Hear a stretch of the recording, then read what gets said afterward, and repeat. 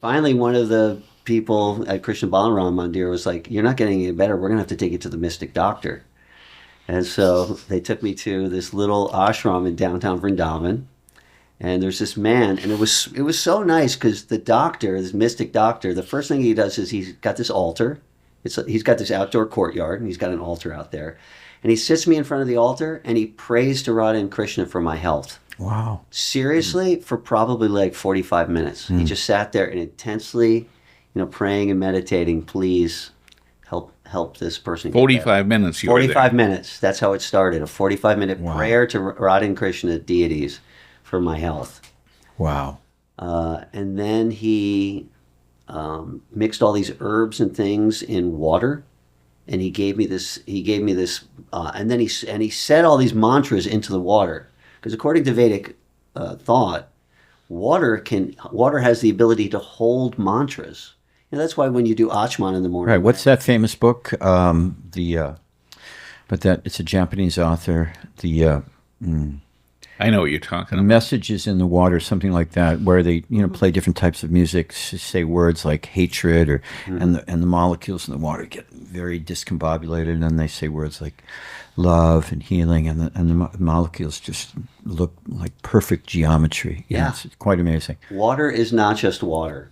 I mean, water is we don't even know the miraculous qualities of water, but according to Vedic culture, it's got the ability to hold the energy of mantras in the water. That's why when you do Achman, Om Keshavaya Namaha, and then you sip it, in just basic Krishna rituals that we do, we'll pour a little water in our hands, we'll say a mantra, and then we'll sip the water, because it says that the energy of that mantra goes in the water, so when you sip it, you take in that energy.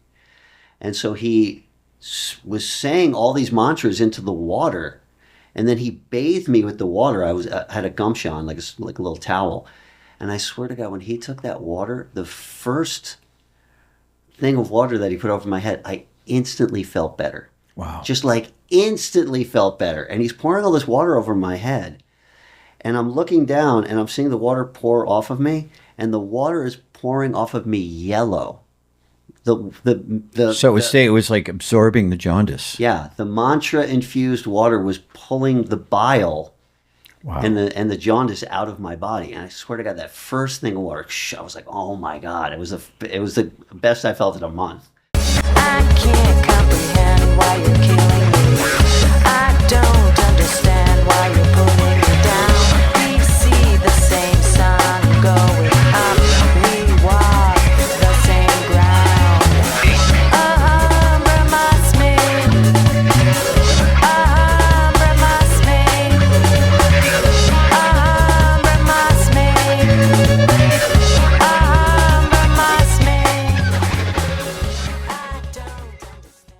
Welcome to the Eighth Element podcast. We're here with our special guest, Parmananda Das, otherwise known as John Porcelli in the real world, or the fake real world. Also known as Porcell. Porcell, right, in the hardcore scene. That's my high school nickname. It's like not like softcore porn in the hardcore scene. No. Pardon me for the bit off-color joke. And Gargs, give us a rundown on Porcell. Paramananda has been traversing the path of yoga for over 25 years. What is the path of yoga, by the way? That's when I started teaching yoga. Oh, okay. His journey toward higher consciousness started out early in life as a punk guitarist from the hardcore scene of New York City, where he spent his youth playing blaring rebel anthems. Where he spent his youth playing blaring rebel anthems in popular bands such as Youth of Today, Judge. Judge was named after somebody named Judge, right? No, it was a very militant straight edge band. So it's a fitting name, Judge. Did you wear military clothes when you played? Always. Okay. Did you carry weapons? The singer probably did. And Shelter, championing a straight-edge lifestyle of vegetarianism and a positive mental attitude. You seem pretty positive. Thank you. During that time... It's all the drugs he's not doing. Excellent. During that time, he also became interested in Eastern spirituality, moving into ashrams to intensely study yoga. How intense was your study of yoga? I woke up at 3 o'clock in the morning. That's pretty intense. Well, that is very intense. To intensely study yoga, meditation, and Vedic philosophy. He also made yearly pilgrimages to India. How many times have you been to India? Over 20 times. Wow. It's pretty good. Learning to live the life of a yogi from the culture where it all came from. You ever get sick in India? Oh, I got jaundice in India. And I got cured by a mystic jaundice doctor. Wow, we got to hear about that That's a whole story. Yeah, great. He now teaches yoga from the Krishna Bhakti tradition, the yoga of devotion. His challenging, fun-filled classes are mixed with, excuse me if I pronounce this wrong, vinyasa movement, pranayam, deep breathing, core strengthening. I need a little bit of that myself. Arm balances and inversions. What's inversion? Handstand. Okay, I'm not going to be trying that anytime soon.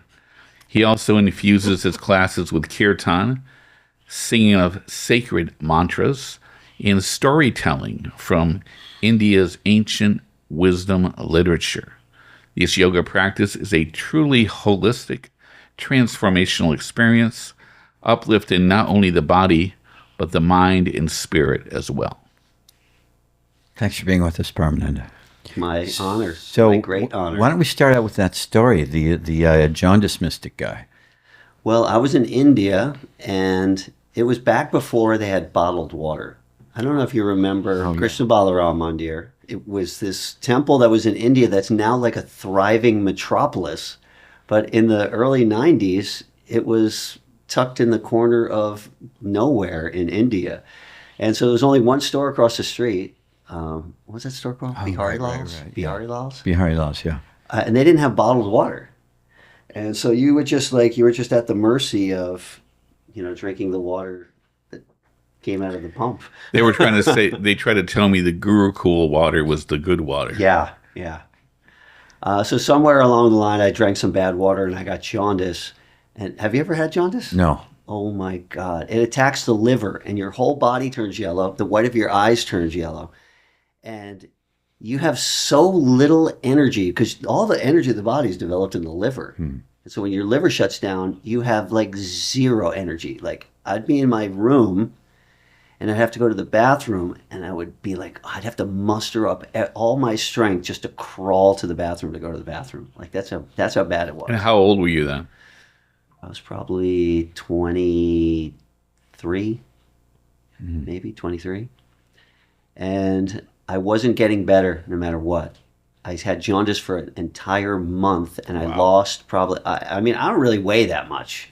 I probably weigh, normally like 150 pounds, maybe 145, 150. On a good day. Yeah. And so I was down to, I think, 127 or something like that. Whoa. And finally, one of the people at Krishna Balaram Mandir was like, you're not getting any better. We're going to have to take you to the mystic doctor. And so they took me to this little ashram in downtown Vrindavan.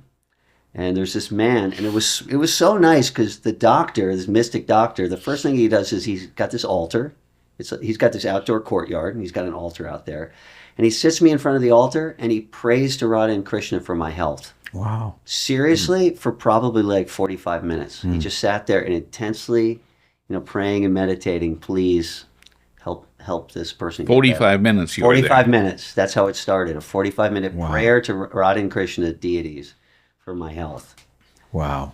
And then he mixed all these herbs and things in water, and he said all these mantras into the water. Because according to Vedic thought, water has the ability to hold mantras. That's why when you do Achman in the morning. Right. What's that famous book? It's a Japanese author. I know what you're talking about. Messages in the Water, something like that, where they play different types of music, say words like hatred, and the molecules in the water get very discombobulated, and then they say words like love and healing, and the molecules just look like perfect geometry. It's quite amazing. Water is not just water. Water is we don't even know the miraculous qualities of water, but according to Vedic culture, it's got the ability to hold the energy of mantras in the water. That's why when you do Achman, Om Keshavaya Namaha, and then you sip it, in just basic Krishna rituals that we do, We'll pour a little water in our hands, we'll say a mantra, and then we'll sip the water, because it says that the energy of that mantra goes in the water, so when you sip it, you take in that energy. And so he was saying all these mantras into the water, and then he bathed me with the water. I had a gumsha on, like a little towel. And I swear to God, when he took that water, the first thing of water that he put over my head, I instantly felt better. Wow. Just like instantly felt better. And he's pouring all this water over my head. And I'm looking down and I'm seeing the water pour off of me. And the water is pouring off of me yellow. So it was like absorbing the jaundice. Yeah. The mantra infused water was pulling the bile Wow. and the jaundice out of my body. And I swear to God, that first thing of water, I was like, oh my God. It was the best I felt in a month. So he did that, and he was chanting, and he had a big, you ever see those big peacock feathers? It's like 50 peacock feathers put together. Sometimes pujaris use them. Mm-hmm. It's not like a fan, but it's like a big kind of stick of peacock feathers. Right. And he just starts beating me with this club of peacock feathers. And I instantly felt better. And this whole thing probably lasted like 5 minutes. And I instantly felt relief. And then he says, stay here. And it was part of the time when Vrindavan wasn't totally deforested. It was in Seva Kunj where there was still forests. So his ashram was right on a little forest, and he went into the forest, and he was picking herbs from the forest. And then he came back, and he went inside, and he mixed these 3 bottles of water, these 3-liter bottles of water. And he said, you drink one of these every single day, and in 3 days you'll be better. And it worked. It completely worked. And the water looked like mud. And I was rooming with Sachi Sutta, you know. Yes. Talked to Steve at the time. From Gita Nagari. He was from Equal Vision. Equal Vision. Right. And so he lived at Gita Nagari taking care of cows for a long time. And I was drinking this stuff, and I was like, this has the weirdest taste. I can't quite put my finger on it. And he goes, let me smell it. He goes, I know exactly what this is. It's cow dung and cow urine. Right. It was cow dung mixed with cow urine. Yum. Mixed with water, mixed with herbs that this doctor had picked himself from the Vrindavan forest. Within 3 days, I was completely cured eating samosas, like eating fried food. So yeah, that's so incredible, because it's beyond the conceptions of our Western understanding of medicine, that, taking pills or having an operation. This guy, a very mystical individual, blessed the water with these mantras, because man means mind and tra means to release the mind. And release the mind from what? From the conceptions of this world, the 3-dimensional reality, and bring in a higher reality. Because we also know from Vedic literatures and other ancient sciences that ultimately all disease is coming from the mental platform. The dis-ease of the body ultimately starts in the mind. So there's just like in her book, forgot the name of the Louise Hay book, but every ailment on the physical realm is corresponding to an issue on the psychic realm of the living being. So he just kind of went to the root cause of it, to the source of everything, God, in his mantras. And amazing. If I could just tell a quick little story I just heard from some friends of ours about... I have a story too, by the way. Go ahead. A personal story. Yeah, go ahead. Your personal story is better. Okay, I was in Guyana. My first wife was from Guyana, and I got a bad fever. We were hanging out in their village, a place where they didn't have any electricity. They didn't even have running water. In maybe one house out of 5, they had a well. And I was sick, and my first wife's mother said, take him to an outside doctor. And I thought it meant a doctor outside the village or something. And so I followed her, and we went up these rickety stairs, and there was like a couple steps missing, and it was a house on stilts. And this old guy looked at me. He said, he got bad eye. Bad eye or bad eye? That means people are looking at you and they're envious. They're envious or whatever. Yeah, the evil eye. I was a clear one, and I had like, a nice watch on or something. Mm. So you were a target. So he said, I'm going to do jari. Now, jari means broom in India, and he had like one of these old Indian brooms. It's, they're Indians in Guyana. And he took some dust and he chanted some mantra. He threw it on me, and he blew like that. And he took the broom up and down. You're talking about how you were beaten by the peacock feathers or whatever. And I didn't know what the hell was going on. I had no idea. And then I walked out of there. I thought I was actually going to an allopathic doctor or something. And I walked out of there, and I was... You went to the broom doctor. Yeah, I went to the broom doctor. And you got cleaned up by the broom. And I got better. Like within an hour, I was fine. Amazing. Bingo bango. You want to hear a great evil eye story? Sure. Sure. This was in the beginning days of Shelter, like when I had first joined Shelter. Now you can imagine the punk scene at that time is very like no gods, no masters, no religion. Religion's part of the mainstream. We're rebelling against all of that. Religion is something that our parents do. So when Shelter came into the punk scene, talking about spirituality and God and religion and connection, some people were very curious, but most people were super against it, like drunken punk rockers hated it. Really? So every single show that we would play, there would be people protesting, picketing, throwing stuff at us. It was a real battle, like in the beginning days. Wow. So in those days, I had gone to India, and I was in Mayapur, and I went on that Mayapur parikrama that they have, where you go to all the islands of Navadvip Mandal parikrama. And so I was on that, and I was so sick. It's a long one too, right? Yes. Very long. Nine I went days. on one in 86. And you walk the whole time.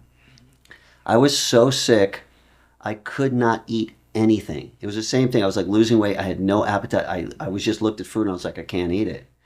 And so I went to an Ayurvedic doctor. He took my pulse. He looked me over and he said, there is absolutely nothing physically wrong with you whatsoever. You should be able to eat a ton of food. He goes, you have a different problem. I'm going to send you to the mystic, to the mystic doctor. And he So this is a Mystic Doctor chapter 2. Yeah. This one He's not really- specializes in bad eye. He's not really. Yes, he does. As a matter of fact, he specializes in evil eye. He's a bad eye. He's an evil eye specialist. His name is Bhuteshwar. Do you know who Bhuteshwar is? Oh, I've heard it. He's like the Ghostbuster, He's the right? Ghostbuster. Right, right, Okay, right. he's Yeah, the I've heard Ghostbuster. it. If your house is haunted, you call Bhuteshwar. He did a whole thing in Brooklyn when we lived in That's Brooklyn. right. Yeah, That's right. He came to Brooklyn with a temple for He's you. the one who would catch a ghost in a box or something. Or I don't know. okay. I think you're thinking. I think that was Bill Ghostbusters. Murray. Yeah. Or Dan Belushi. Was it John Belushi, right? Or Dan Belushi? John Belushi. John John Belushi wasn't in Ghostbusters. No, Dan Aykroyd was. Dan Aykroyd. Dan Aykroyd. I'm sorry. What was I thinking? Okay. So anyway, he sends me to this Bhuteshwar, and he lives like, all right, his place was probably like a mile or two from the temple. And so I was walking, it's a really beautiful area. You're walking just out in like remote Mayapur. And I get to his little house and I knock on the door, and this person, his assistant, opens the door. And it was during the time, that's the time when the GBC has their meetings and everything. So I guess a lot of these GBC people know about him, and they go to him and they get whatever bad energy or something. Exercised. Yeah.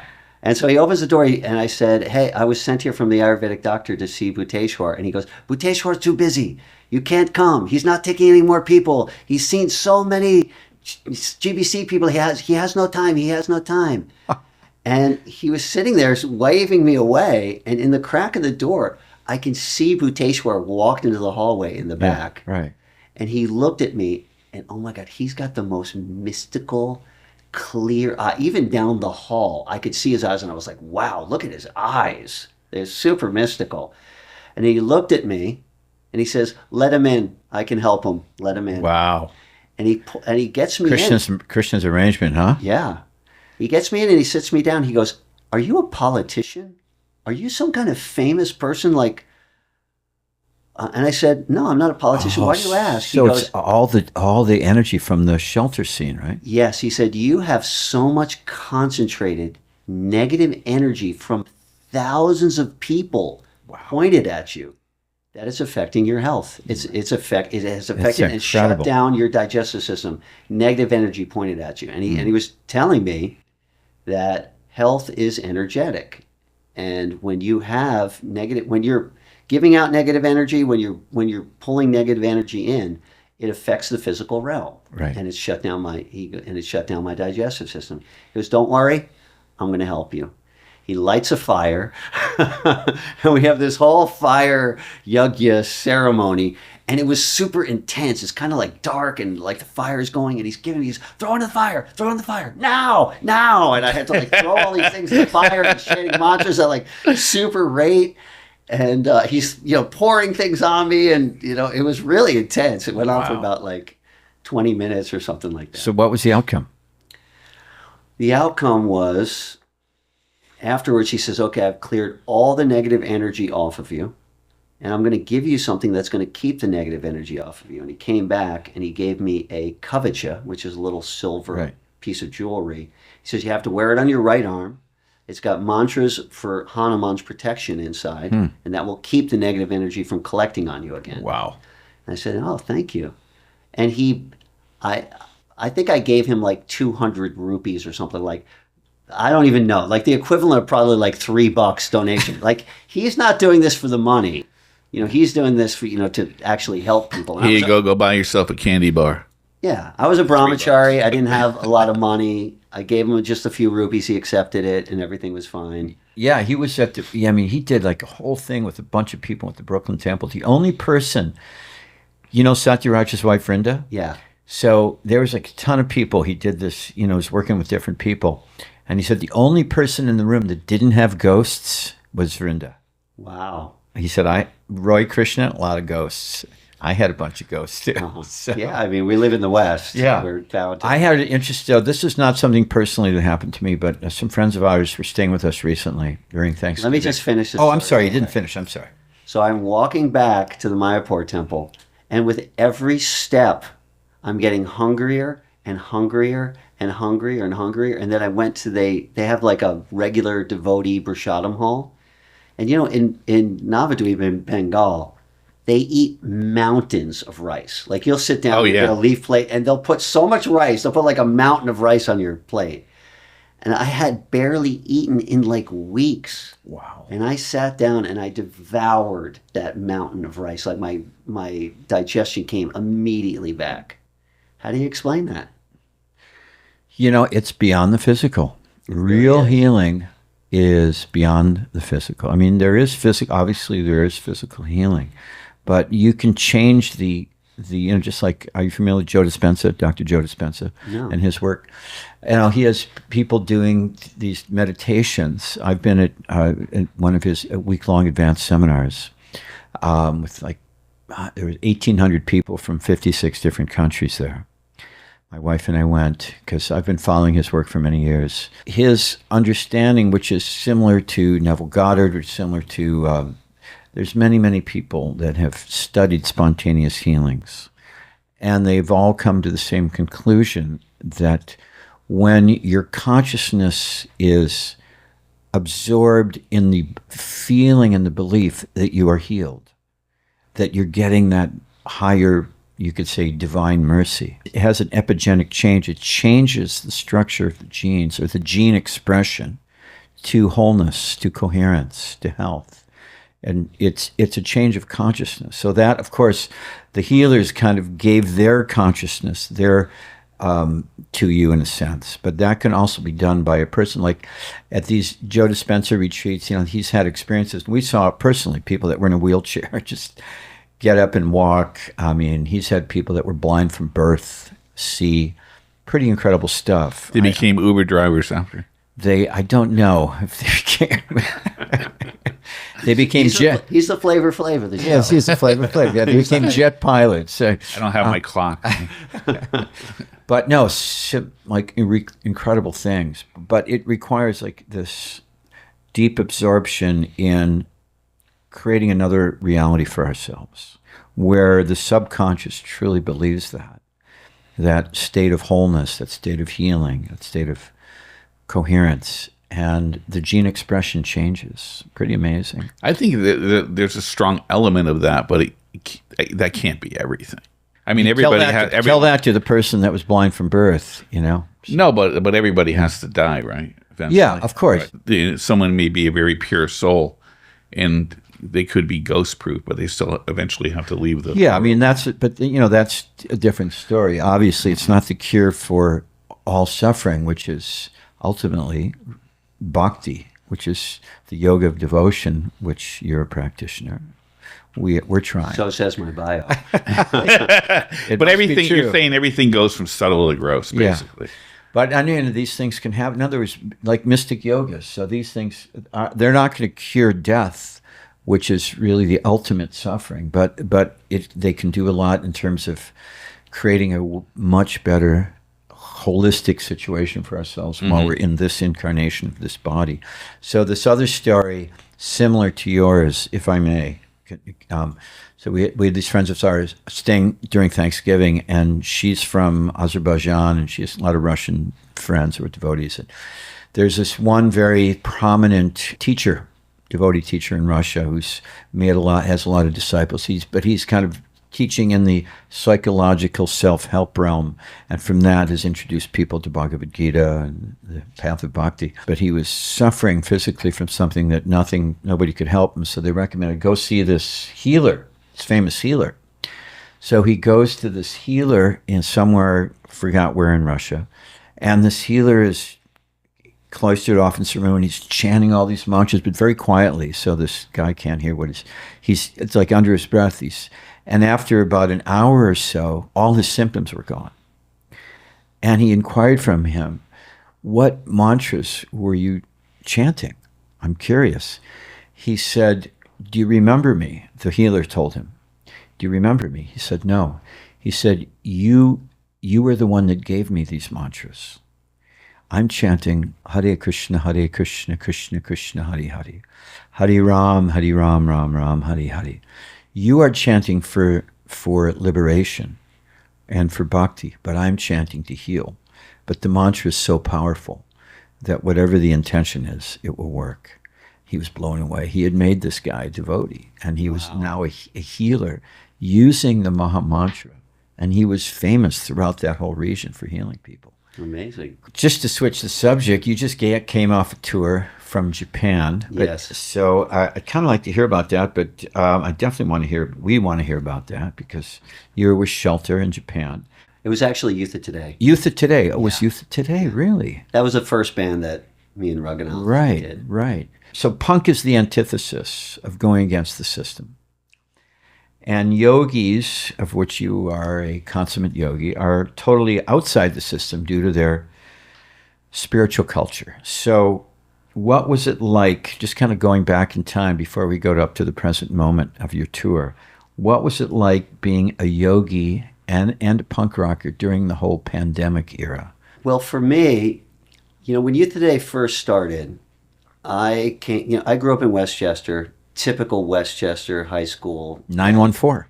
Yeah, 914. Grew up in the 914. And, for me, my parents were divorced.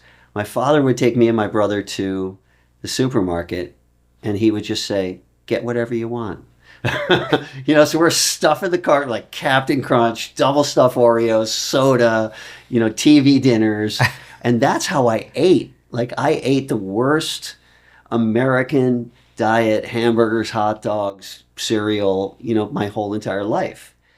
And then when Youth of Today first started, we were getting a big following in New York City. So we were so serious about the band that So this is before you met the devotees, right? This is before. Right. This was when I was 18 years old. Right. So me and Raghunath, we moved to New York City. We were doing the band in New York. How long did you know Raghunath? I met Raghunath when I was 16. 16. I think I was 15. I think he was 16, I was 15. I met him at a show. Maybe 16? Yeah, something like that. So I've known Raghunath. He's my oldest friend, basically. So when I moved to New York City is so eye-opening in so many ways. It's just like, went from this cloistered, closed system, suburban living to New York City, where it's just like there's so many different kinds of people and different foods and different culture. Like, I had never eaten Mexican food growing up. And then, you move to New York City and you eat Mexican food. You're like, wow, this is incredible.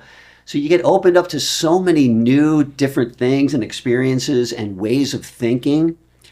And so my first job that I got was in a health food store. It was Prana Foods on First Oh, I Avenue. remember Prana. And Raghunath got a job at Ahimsa, which was the restaurant that was also on First Avenue, 2 blocks away. Sure. Believe me, I couldn't have been farther from health food, but I just needed a job. And so I started working there, and the people that were working there were very serious about health. And I learned so much from them. They're like, you can't eat that much sugar. Like, you can't eat candy bars all day long. Like, what are you doing? They slowly but surely, they started training me. You should be a vegetarian. Meat's terrible for you. It's not natural food for human beings. And it was amazing because a lot of them were devotees. It was Vinny from that band, The Unsane. Do you know Vinny? Vinny. He was a drummer. He was into Krishna. He played in a band called The Unsane. They were Was he also in the Misfits?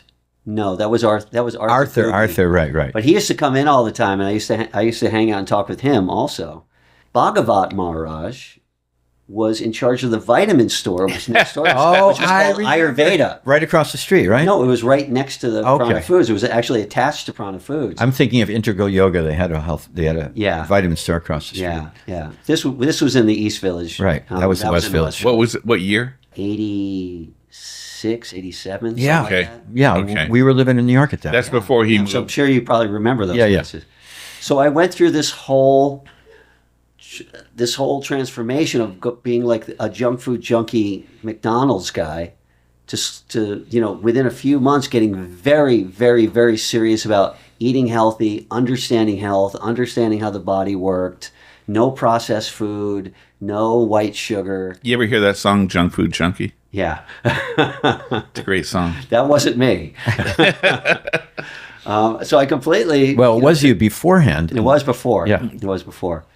But in that Ayurveda center, do you know who Bhagavat Maharaj? Oh, yeah. We're old buddy. We're all good friends. We know them. He used to work there. And I remember one time I went in and, He has a gift of gab, right? Yeah, he does. And, I'm a musician. So me and all my musician friends, we're literally staying up all night. We're staying up all night, listening to the records. I'd go to bed like, 2, 3 o'clock in the morning, go to shows, play shows. And I went in and I was like, Bhagavat, man, I'm so tired all the time, dude. I don't get it. I'm like 19 years old and I'm freaking tired all the time. You got to help me. I'm trying to eat good. I'm trying to understand all this stuff. And he just starts asking me about my lifestyle. He goes, what time do you go to bed? And, for me, I was so far removed from what real health is that I was like, what difference does it make what time I go to bed? And he was like, are you kidding me? The time that you go to bed is like everything. Your body detoxes during the night hours. And if you're awake during the night, your body is not properly detoxing and it ruins your health. And I was like, wow. And he just started telling me all this stuff about health and healing that I had literally never heard before. Mm-hmm. And it was just like, after, talking with him for an hour and that sort of was just like. So it was a serious download of information to turn you in a different direction in terms of your He had lifestyle. just cured himself from cancer a few years before. Wow. Oh, Bhagavat had. Yeah, he had. Did he really? Wow, Oh, I yeah. never knew that. That's amazing. Yeah. So that was how I started my adult life, really being into eating healthy, natural living, learning how the body works, understanding that pharmaceutical medicine just covers the symptoms. It doesn't do anything to get to the root cause of the disease. It just it just covers the symptoms, which actually pushes the disease farther into your body. Right. Yeah. So by the time I was 19, I lost complete faith in pharmaceuticals. And I was into just like, how can I live in a way that's going to produce health? Not how am I going to take a pill and a shot to get health. So that had been my mentality since I was a kid, that I had completely followed. Like my whole life, I've been eating healthy, trying to eat as healthy as I can, exercising every day, doing yoga, because I understand that that's real health, your lifestyle, the way that you live. And you were a living example of that because, correct me if I'm wrong, but that feeling of being exhausted and burnt out that changed once you change your lifestyle, I would assume. Yes. I mean, of course, you go on tour and Right. do stuff like Yeah. that. But when I would get back, I would start going to bed early and getting back to like a healthy routine. So that's been my mentality forever.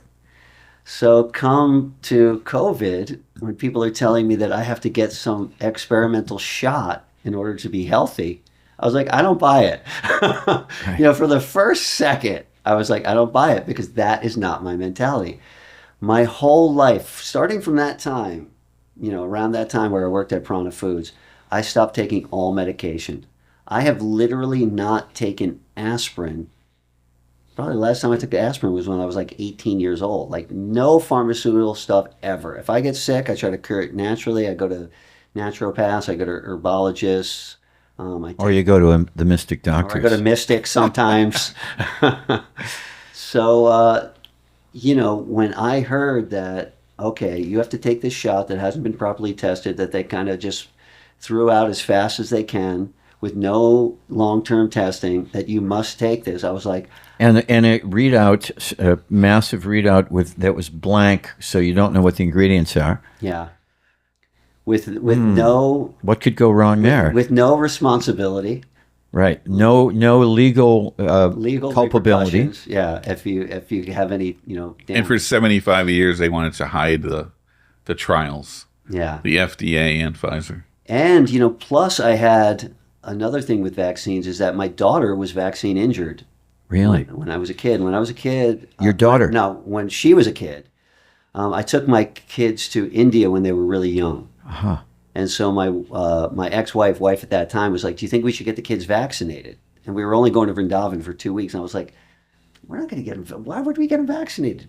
Vrindavan's clean. We're only going there for 2 weeks. But she was so worried. I didn't even know it. She took the kids to get vaccinated. Oh, my goodness. I didn't even know this. But when my daughter got the measles, mumps, rubella vaccine. Right. What's that called put it again? MMR? MMR. When she Yeah. got the MMR vaccine, they put it in. She immediately went into convulsions Oh, my goodness. and was foaming at the mouth and everything.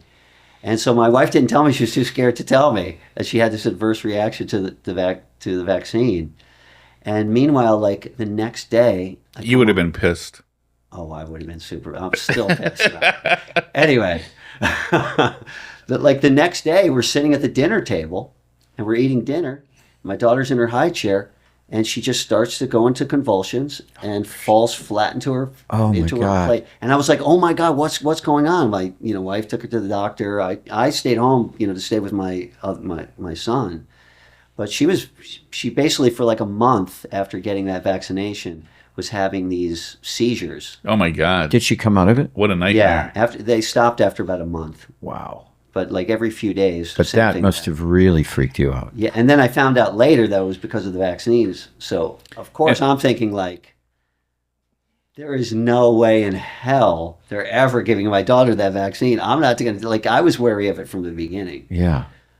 So that's how it was for me going in to COVID, and I was like, over my dead body, me or my kids are getting. So that did you COVID guys do vaccination. tours during that time? Because I know anybody that was touring, they would put massive guilt trip, shame pressure on people that, if you don't take the vaccine, you're going to kill your bandmates, kill your grandma, whatever. Yeah. So what was your experience like that in that Well, regard? all of our tours got canceled.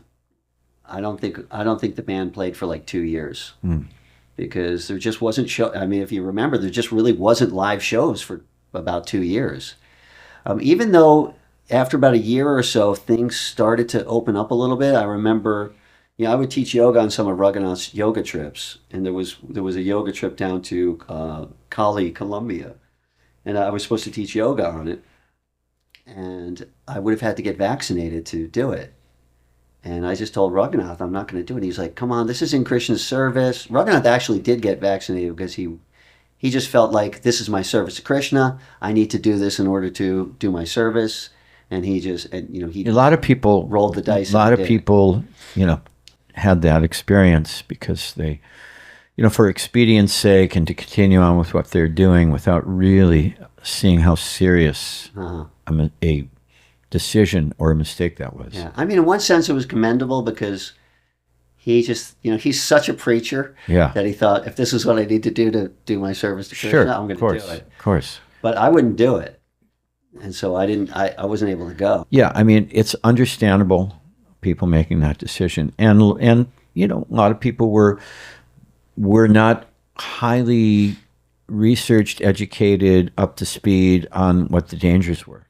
And they just were kind of like, yeah, whatever it takes to go along with, it's just, but, operating from, as Prabhupada would say, a poor fund of knowledge. And then, of course, now as so many studies have come out, we see that safe and effective, no, not safe, not effective. And we could argue whether it actually was effective or not, according to what the intention was. The studies, so many studies are there. I mean, it's just like, And it's funny too, because ubiquitous, those studies. Even according to the VAERS system, which is Yeah. the system where the doctors would actually write in and say that they had vaccine injuries, even though that was like the doctors were highly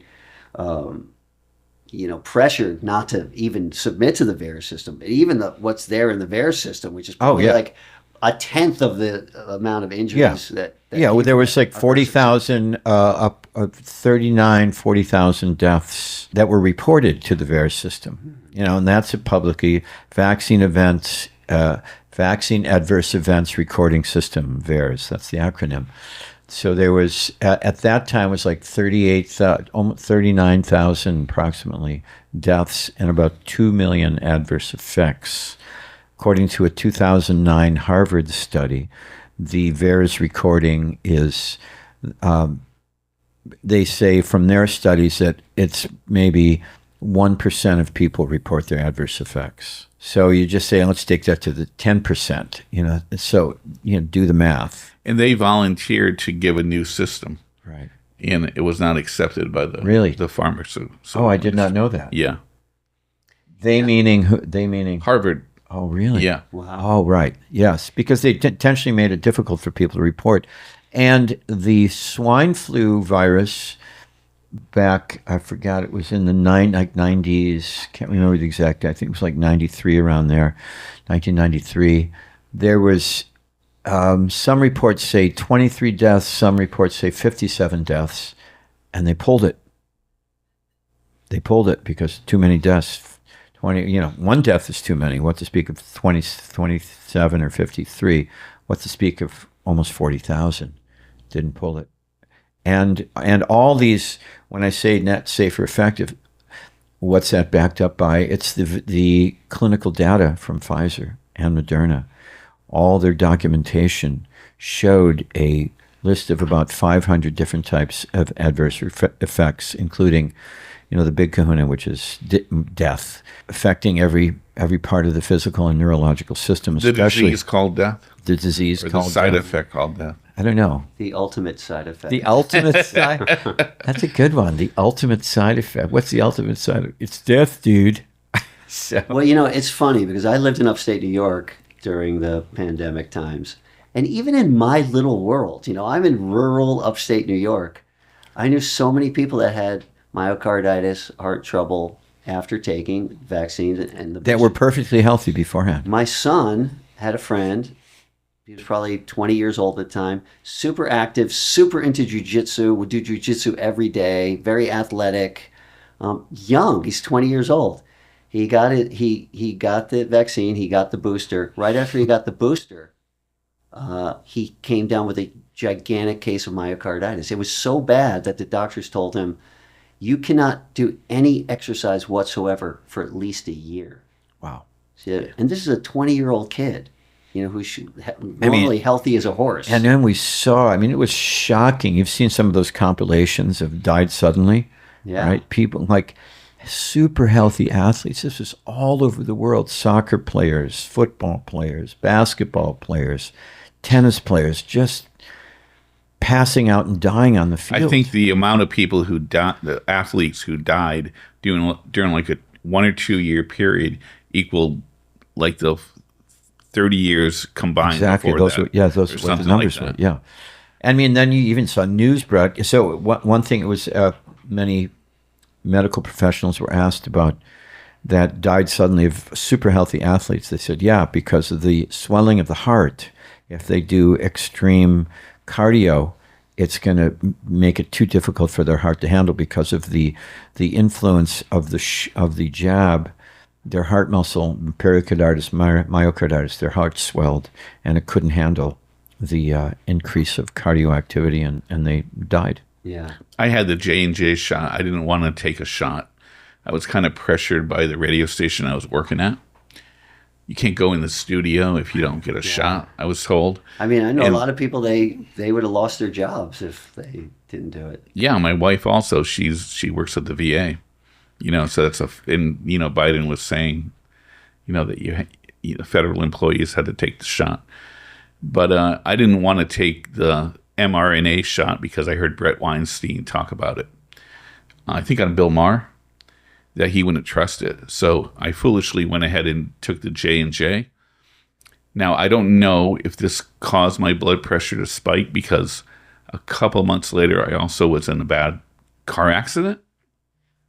But ever since then, I've been battling my blood pressure. It went up like 50 points systolic, And I had like a blood pressure episode just when I got here today. I don't like the gaslighting really pisses me off. Yeah. The whole thing for me, it was just not part of my world. My world is the body heals itself. You just have to aid the body in its own natural healing. That's called common sense. Yeah. It's also in the Ishupanishad, right? Everything's perfect and complete. Yeah, that's true. Yeah. Yeah, everything that you need to be perfectly healthy is here. All right, so listen, we have with us a special guest. The mystery woman has made an appearance.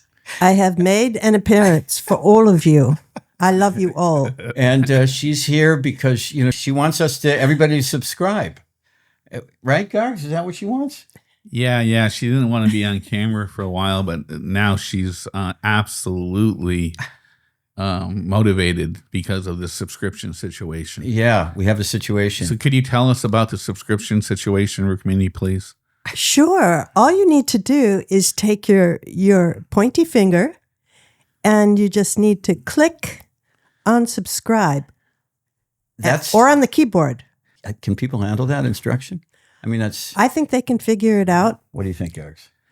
Well, my granddaughter told her younger brother, my grandson, the way to end the call was to press on the red button. Oh. She said, you can press on the red button. So if he can do it, you can press on the subscribe button. And we're not just talking about YouTube, are we, Buzz and Rukmini? It's so easy to forget. Yeah, it would help us out immensely if you guys could support us by subscribing, and you'll be the first to be notified when we pass away. When the new video comes out. So please subscribe to our channel. We'd be massively grateful. We're talking about all social media here. Instagram, Facebook. We've got X, TikTok, Rumble. X marks the spot, Rumble. And of course, MySpace. Please subscribe, and there you go. And in the purport, Prabhupada said, it is only due to incomplete knowledge of the complete whole that we experience incompleteness. So it's, again, that poor fund of knowledge, how everything is arranged by God in the creation to support our health. We just have to know how to apply that. Mm-hmm. To me, it was even, as a yogi and as a yoga teacher, when they were telling people that they need to strap a mask over their face so they can't breathe properly, and they're basically oxygen starved the whole day. I was like, this is not making any sense either. Because, according to the yoga system, breathing is so important. Right. You don't just take in the oxygen, you're taking in the prana, you're taking in the life force. And my son worked at a health food store near his school during the pandemic, and he would have to wear the mask for 8 hours.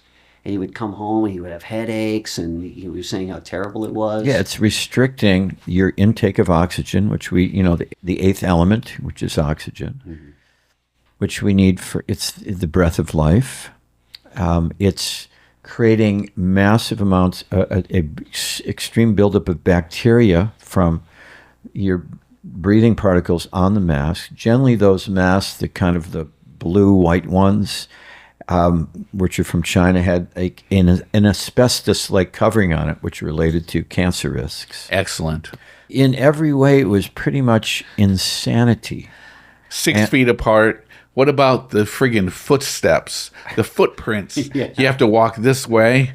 Oh, if we don't walk this way, we might get COVID. You follow those footsteps. What in the about supermarket? What about you can't eat inside of a restaurant, but if we build a restaurant on the street, you can eat inside of Right. that. Or you go into a restaurant with your mask, but then you sit down at the table and take off your mask. I mean, none of it made sense. And even Fauci, we don't need to wear masks, and then a few months later, yeah, everyone should wear a mask, maybe wear 2 masks, It's like nothing made sense. I did a lot of study on the masks. I read probably like 50, 60 studies, even on N95 masks. I have all these notes on my phone from all these different studies. Mm-hmm. Not one study, peer-reviewed, clinically, gold standard studies, showed that masks had any benefit whatsoever, even the M95, in preventing a viral bacterial particle from entering into the system. I mean, they can come in the side, but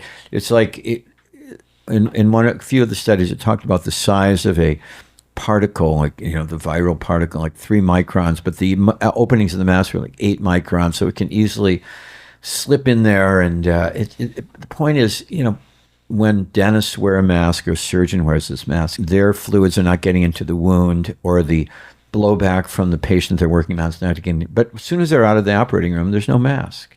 So it was just a fear mechanism, a mechanism to instill fear into people. I mean, if you just look back on it 5 years ago, it's insane what we went through. I know. When you see the pictures of like people sitting down and they'll have like opening in their mask, they'll be like shoving food and up to them. Now you still the find people in like the bubbles. Oh my God. Oh, yeah. Yeah, I mean, it's, we can laugh about it now, but really spraying all your food when it comes, wiping it down. And all over the world. So, they were like, how much can we get away with through this fear mechanism to get people to submit to a top-down control grid system?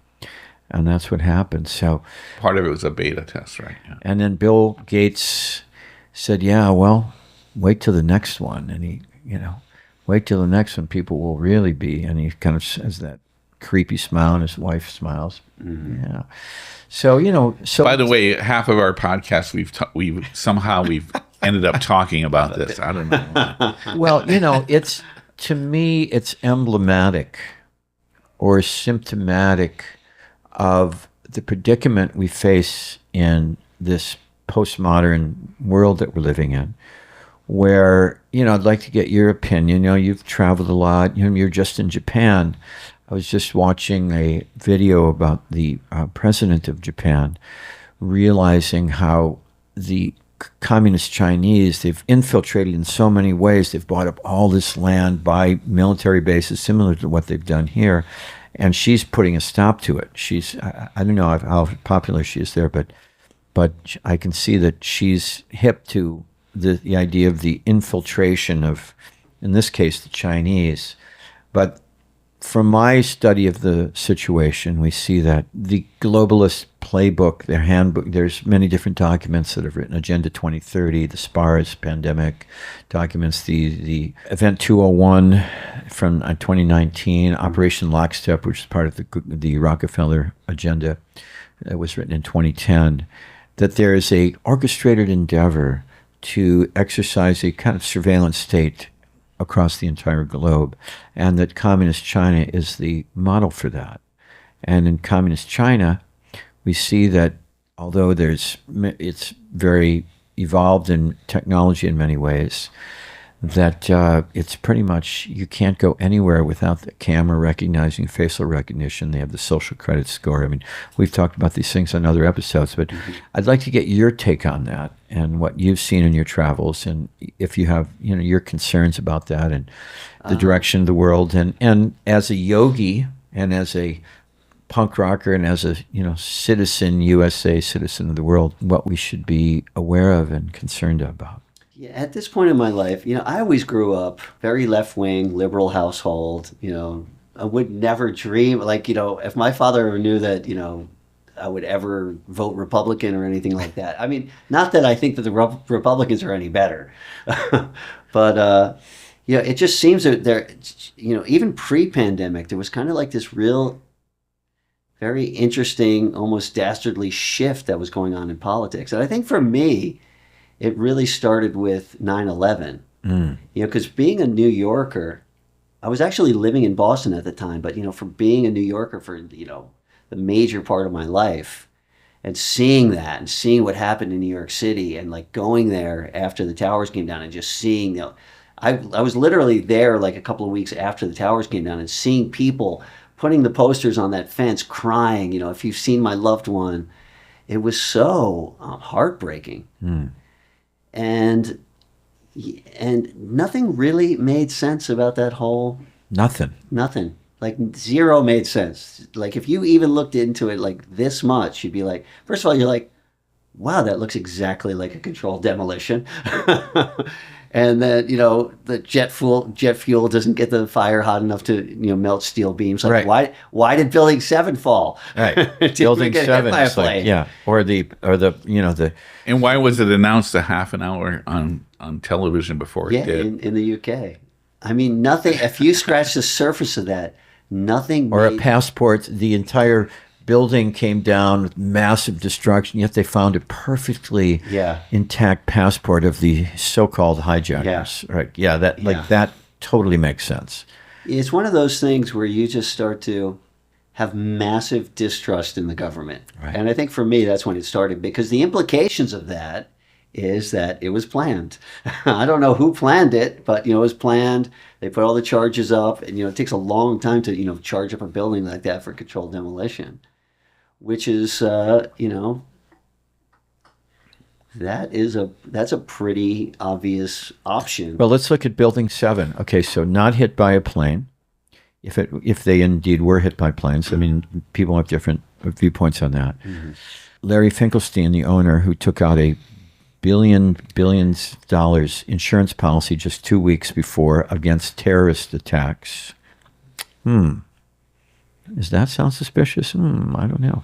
He said, in an interview, it's a publicly recorded interview on one of the news stations, he said, there were fires, we decided to pull it. So what does that pull it mean? Pull it means a controlled demolition. But to do a controlled demolition, you have to have a significant amount of setup time to put the explosives in. So what? We decided to pull it. So there was nobody went in there with explosives. Yeah, how could they? That they couldn't. It went down in a free fall in 7 seconds, just about 7 seconds. All the buildings hit pancakes. The World Trade Towers, the World Trade Center towers, the Twin Towers, the architects built that to withstand the impact of a 747. So those beams were meant to withstand that impact. You know how evil and psychopathic it is to actually plan to do something like that and not care the people's lives who are destroyed and their families. You know how evil that is? Not only that, it really makes me think that, there's a chapter in the Bhagavad Gita, the divine and the demoniac. Chapter 16. Yeah, it makes me just think that there's demoniac people in the world, and currently they're running the show. Yeah. Our spiritual teacher, Srila Prabhupada, he mentions that in many different areas of his writings and lectures, that the world is being controlled by demonic, man-eating rakshasas. So if Prabhupada was here now, would devotees call him a conspiracy theorist? That's my question. Probably. Those without sufficient faith, just like when Prabhupada said back in the day, when there was the Apollo moon landing back at that time, it was hard to get a radio signal or TV signal to Europe, what to speak of to the moon 250,000 miles away, with what looked like tinfoil spaceships. That's one of the funniest things. To look back at it now? Nixon calls from a landline at the White House. He calls the moon. Right. Prabhupada was watching at 26th Avenue in the apartment. They were watching on a little black and white TV, and at a certain point he told... Purushotama was giving a massage. Oh, yeah. He told Malti, okay, now turn it off. He said, that's why they call it the idiot box. He said, they did not go. They did not go. It's just mind-blowing how easy it is for people to have the wool pulled over their eyes due to a certain kind of cognitive dissonance where the truth is staring us right in the face, but due to this psychological condition where the reality is too difficult to embrace because it disrupts our worldview, and therefore we lose our comfort zone. It's staring us in the face, but I can't accept it. I think we saw that a lot. Came about especially during the 9/11 era for you, but then we fast forwarded to the pandemic era, and we saw that same thing playing out. Yeah, especially in mainstream media. Yeah. I mean, you would see a show where it'd be like sponsored by Pfizer. Right. And they were, would be pushing the, jab. They'd have all these so-called experts saying how safe and effective everything was. I was like, wait a second. Pfizer sponsored this. Of course, they're not going to say anything bad about their sponsors that are, basically giving them 75% of their income.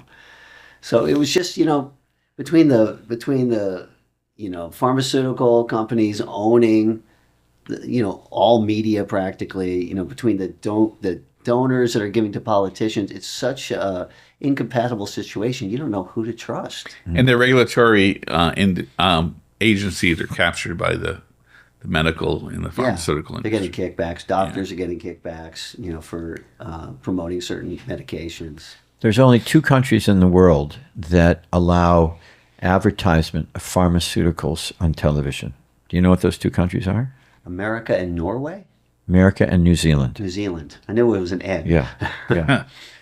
I mean, it is pretty amazing, as you said, to see the influence of big pharma when you're watching TV, when you're watching the news or something. And I mean, I don't watch much TV. Mm-hmm. There's a few things that I'll tune into every now and again, but it's just like, whoa, one after another.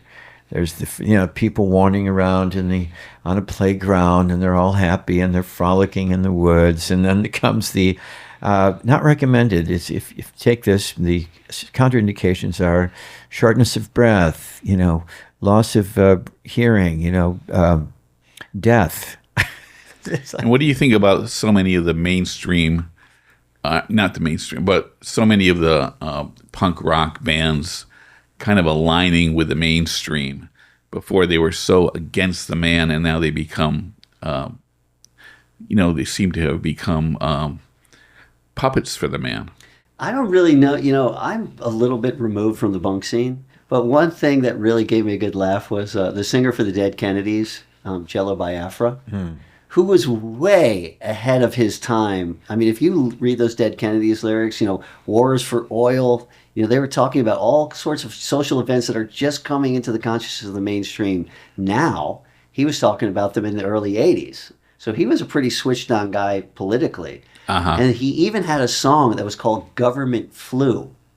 That was about the government manufacturing a flu to, keep people sick and tired and, distracted. And during the pandemic, he was promoting the vaccinations. I was like, dude, it's a government flu. Don't you get it? So what is your take on it? Because, we had Jainanda on, Blood Clot on, John Joseph, a few weeks ago. Mm-hmm. And he was severely canceled and ridiculed, and just people said, your activities are going to get us all killed. And, he was just like, everybody was on board with the narrative. And he was like, no, this, punk rock is supposed to be the antithesis of this, hardcore punk rock. We're supposed to question these things, and you guys are just like falling for it. So, like what you said about Jello Biafra and from the Dead Kennedys, it's like, well, how does that happen? What is your take on that? Like, my take on it is just a lot of people get their information from mainstream media, and they have a trust in that, and yeah, what can you do? Yeah, I mean, what was Prabhupada's example from that? I mean, it doesn't that was not the example that Prabhupada said. Yeah. It's like his my trust is in the Vedic literatures, the absolute truth, the light of the Bhagavat. If that doesn't coincide with what they're saying in the media, or how far distance the moon is, or so many different things that Prabhupada would say, which kind of shocked devotees who were attached to a certain way of thinking and being and living, and some of his disciples, they had too much cognitive dissonance. They were like, "No, we can't handle this. We're out of here." Yeah. But his unadulterated dedication to the truth, to me, is such a good example for all of us. That if we're hearing something that doesn't make common sense and doesn't align with principles of truth, righteousness, and that something feels off, we should trust that higher sense of ourselves. I'm not in this to, go around shaming people or, Right. wagging a finger at people. I think the best thing that you can do to change other people is actually be changed yourself. Right. And, I got COVID when we started touring again. We were on tour, and me, Raghunath, and the bass player got COVID. And I got back and I was really sick. And I basically did the Joe Rogan. Joe Rogan. I was just like, what did Joe Rogan do? And I swear to God, I did everything that Joe Rogan did. I somehow Which was what? Which was the ivermectin? It was ivermectin. I forget exactly what it was. It was ivermectin. It was the monoclonal antibodies. No, I couldn't get those, but I wanted to get them. It was basically everything that Joe Rogan did except for those. Yeah, The monoclonal antibodies. Z-Pack, right? Yeah. You get to the Z-Pack. It was everything that I could buy at a health food store. And it was so funny when I went to the health food store, I was like, do you have this? The guy winked at me. He goes, I got everything for you. Like, he knew that, okay, this guy knows what he's talking about. Right. And so I got all the stuff. I was literally better in 3 days. As a matter of fact, since I had COVID, I couldn't see my daughter because the way that the school had it set up, that if you had COVID, you couldn't even go see your daughter. And so I was like, I wanted to go see my daughter. So after 3 days, I was perfectly fine. 3 days, I was completely cured from COVID.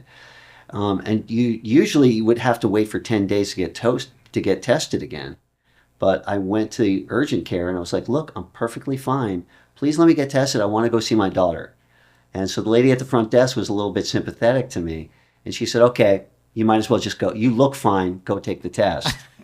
And I went in to take the test. And this woman comes in, super overweight, person, like probably one of the most unhealthy nurses that I've ever seen, comes in with her mask over her face, and she's like, I can't even believe you're in here putting me through this.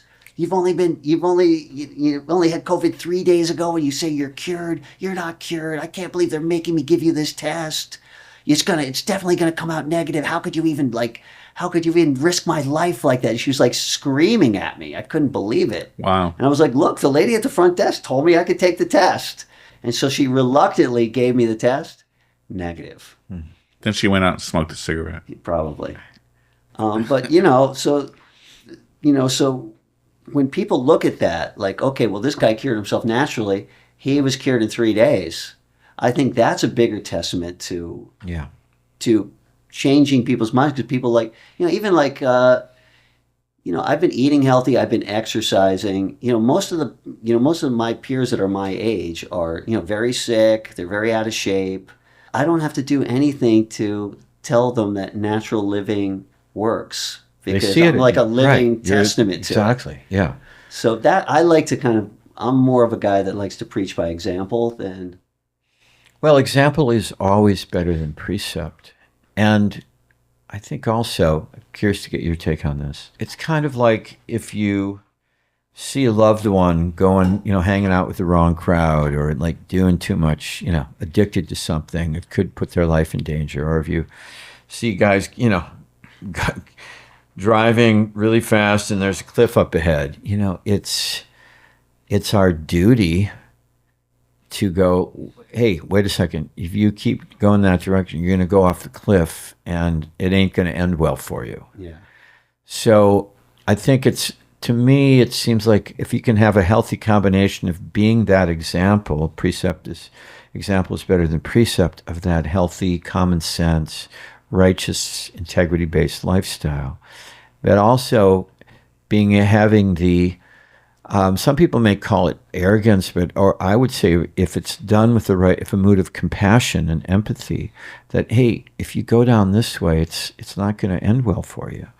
That we almost have a duty to do that. To me, it's like I see the society going in such a way where there's just a lot of warning signs, and then if people keep their heads in the sand, the ending is not going to be a pleasant one. Right. What do you think about that? What do you think, Alex? I think that it's unpleasant to try to tell people stuff that they don't want to hear. I think you get a lot of negative energy for it, so you have to pick your spots. Yeah. And everyone has a different personality, too. Yeah. You know, I mean, I think that if you can reach somebody and help them, then that's great. But at the same time, if they don't want to hear it, then it's between them and their maker. And ultimately, we know as spiritualists that the ultimate thing that's going to right the ship is actually spreading spirituality. Right. Because, you know, just like we were talking about, that disease starts from the subtle and then it goes to the gross and manifests in the body. The ultimate subtle is spiritual. Like when people aren't spiritually right, that's when all problems start in society. And, you know, all problems are caused from spiritual ignorance. So I think ultimately the way that we can right the ship is through spreading a spiritual message. And so that's why I always try to, you know, and I do that, you know, in my yoga classes, I really try to do that. Like I try to make my yoga classes, I try to inject as much, you know, whatever I can, like a little story from the Bhagavatam or some little lesson from the Bhagavad Gita. Just so, and it's a very, you know, yoga, you know, being a yoga teacher, of course, people that come to a yoga class are a very receptive audience. So Right. it's really cool. You can see that, you know, people, when they hear truth, you can see that people are really ready for it, at least in the yoga scene. But Buzz, Yes. he, Buzz Ryan. yeah. Oh, I admire your chutzpah, that you'll go up to somebody in a store and say, it's really not healthy for you to wear that mask. Now, I'm not going to do that. But, you know, everyone's a different personality, and some people can reach people like that. Well, I don't do it like that. I'll start with a question. You know, I won't kind of right up and tell him, but I'll ask him. Hey, man, how you doing? Do you mind? I'm just curious. Tell me why you're wearing the mask at this point in time. And I'm really just curious. So, you know, I'm not going to get up in somebody's face, and you know, I do No, it you're not in like that, I do for it in sure. a tactful way. No, he is tactful. Mm-hmm. But I'm just saying that everyone has a different personality. And, of course, you're teaching yoga. And so people are already going there to listen. And if they see that they're probably thinking, oh, this person sets a good example. I want to know what he does, you know? And you're in a position of teacher. They're coming to you for guidance. So it's Yeah. a perfect. it's a good setup. It's a good setup to inject spiritual truths into their consciousness. And I agree. And, you know, it's like everything ultimately is frequency. I'm talking about subtle to gross. So there's an energetic, everything is energy or frequency. And we know from a study of the Vedic literatures that there's modes of nature that are always active. And we're also in the Kali Yuga, which is characterized by short duration of life. Right. People not able to focus. People have a lot of bad qualities, easily angered, getting into quarrels over trifles. And That's why I try not to go that quarrelsome route. right. Because Yeah. it's almost like that's the Kali Yuga route. Yeah. At the same time, I see that there is a danger. For instance, in Australia, they just implemented digital ID to get on the internet, starting at 16. So it's kind of like they're trying to implement this all over the world. Well, the danger I see in that is that if it's going to restrict religious freedom, which Okay. it very much could. Okay, so I'm with you on that. So this is what the danger is. So again, if you understand, it's like, for instance, Rockefeller's funded Mao Zedong and the whole, what was his cultural revolution called? The Mao's regime, the One Step Forward. What was it called? The Mao. I don't remember. He killed, 80 million people? He's up there with the big boys like Stalin and whatnot. Mm-hmm. So funded by the Rockefellers. Why is that?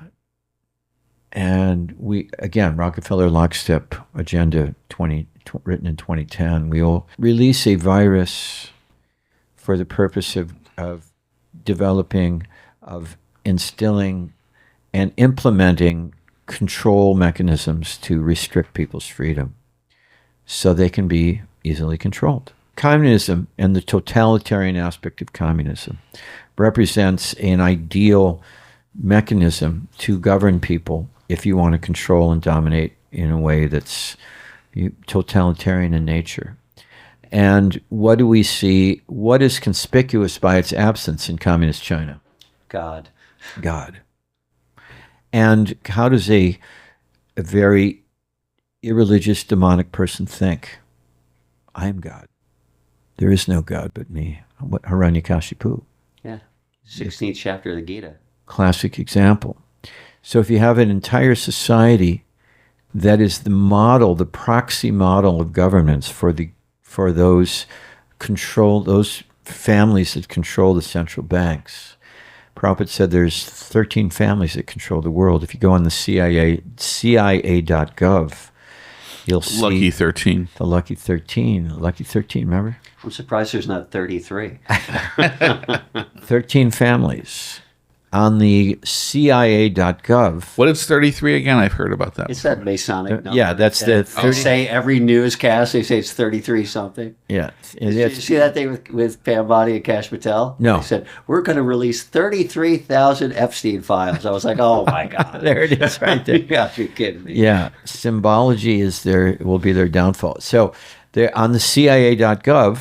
You go on their website, CIA.gov. You'll see there's a big essay, the 13 bloodlines of the Illuminati. So those people, massive wealth, unlimited wealth. That's on CIA.gov? CIA.gov, the 13 bloodlines of the Illuminati. It's public knowledge. Why is it a danger?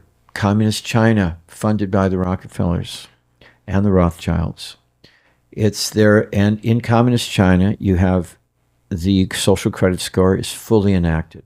If you say something, we've talked about this before, if you say something against the government, your social credit score goes down.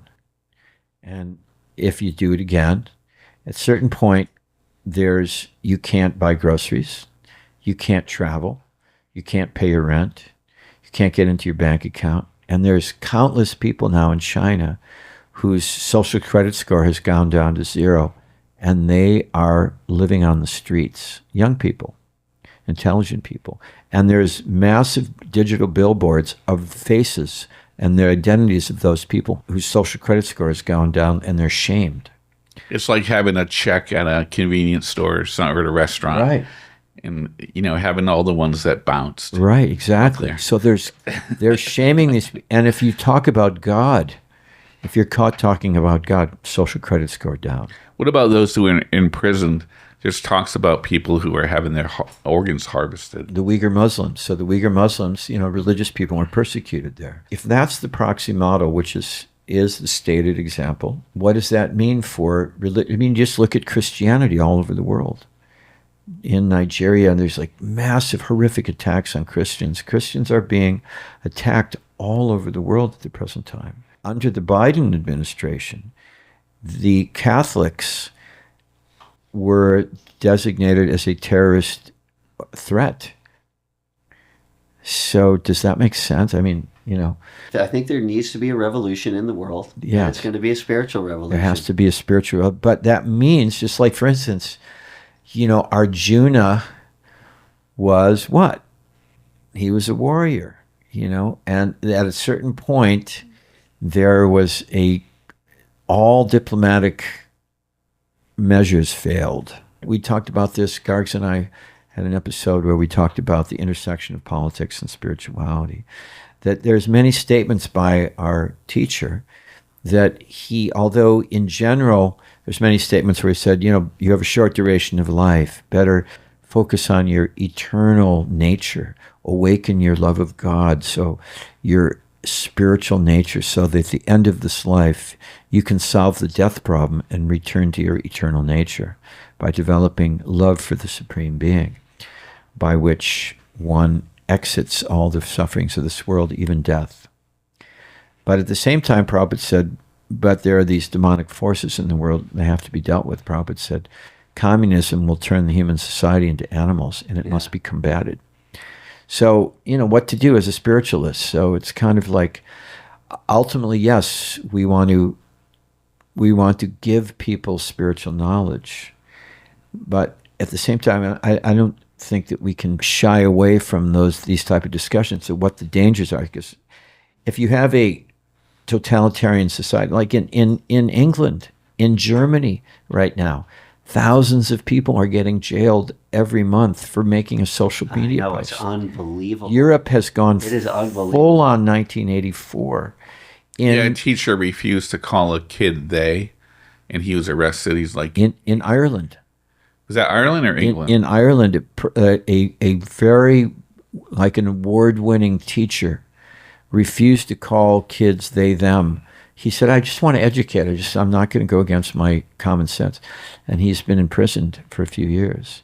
In England, a gentleman just recently made a post. He was like in management in like the energy sector. And he said, industry is being squashed in England. There's so many regulations. And I think it's really idiotic. He just went to jail and he lost his job. Can't feed his family. It even happens in America.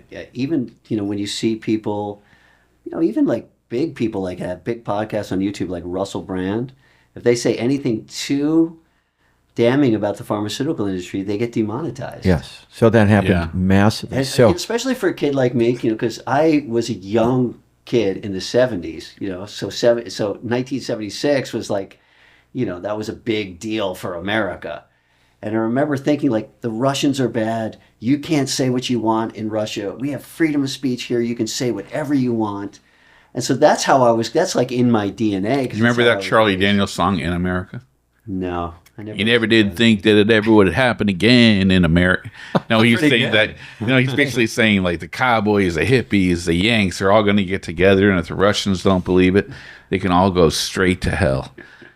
So there was this whole, So for me, coming from the mentality that we're here in America, one of the great things about America is that you can say whatever you want. We have freedom of speech here. But if you say anything bad about the pharmaceutical industry, your means of communication gets demonetized. It gets, you can get thrown off of X. So many people got thrown off of X. I was just like, this is unbelievable. They're not doing that anymore, though. No, not anymore. Yeah. They're to some degree. I mean, YouTube is. It was living hell, though, YouTube during that time. For sure. Yeah. There was no more fascist. I mean, there was no more. We were closer to fascism during the first 2 years of the Biden regime than I've ever seen in my whole life. Yeah, it was really... In my 61 years, that's why people say jab, where they call the COVID shot a jab, because if you said code. COVID shot, your video would get taken down on YouTube, so you had to use code words like jab. Which we're going to continue to do on this show. We'll see what happens. So are there statements in Prabhupada's books that could be taken as, some people could say, well, that's... Well, you could refer to Prabhupada's first meeting with Bhakti Siddhanta, because Prabhupada was into the whole Mahatma Gandhi resistance movement. Yeah. And when his teacher, Bhakti Siddhanta, in his first meeting told him, you go preach Krishna consciousness around the world, he said, how can we do that? Our country isn't even free. Right. And Bhakti Siddhanta said, politics are always bad. There's always going to be things coming and going in the political sphere. Much more important is the spiritual sphere. Once you give people some true spiritual knowledge, then everything turns around. But you can't be blind to what's happening. That's true. I mean, it's while you're giving spiritual knowledge, right. Like, you can't go to the temple unless you're vaccinated or something. Yeah. And also, it could get scary. So I'm with you in that. There's many statements, and I have them in my notes here. What is that one from the fourth canto? Yeah. So we'll read this, but here's kind of a mind-blowing one. Oh, let's see if I can find it. Talk amongst yourselves. I mean, I agree. I agree with where you're both coming from, by the way. Uh-huh. I agree with both of you. It's just that you kind of have to strike a balance according to time, place, and circumstance. Yeah. I mean, it's a little bit too early to tell how it's going to play out. There could be a war between the demons and the devotees. Who knows? But, there's also that story from the Chaitanya Charitamrita of Jagai and Madai. They were the biggest demons in the world, and they hurt Lord Nityananda, made him bleed, and Lord Chaitanya was going to kill them. And then Lord Nityananda said, this is Kali Yuga. We don't kill the demons in Kali Yuga, we change their hearts. True. So you also have that precedent. So I think really our energy should be really put into spiritually getting our own houses clean and becoming an example and trying to use whatever energy we have in these last few years to get some spiritual knowledge to people. And I think that will make the biggest difference. And ultimately, I think Krishna's in charge. And You think?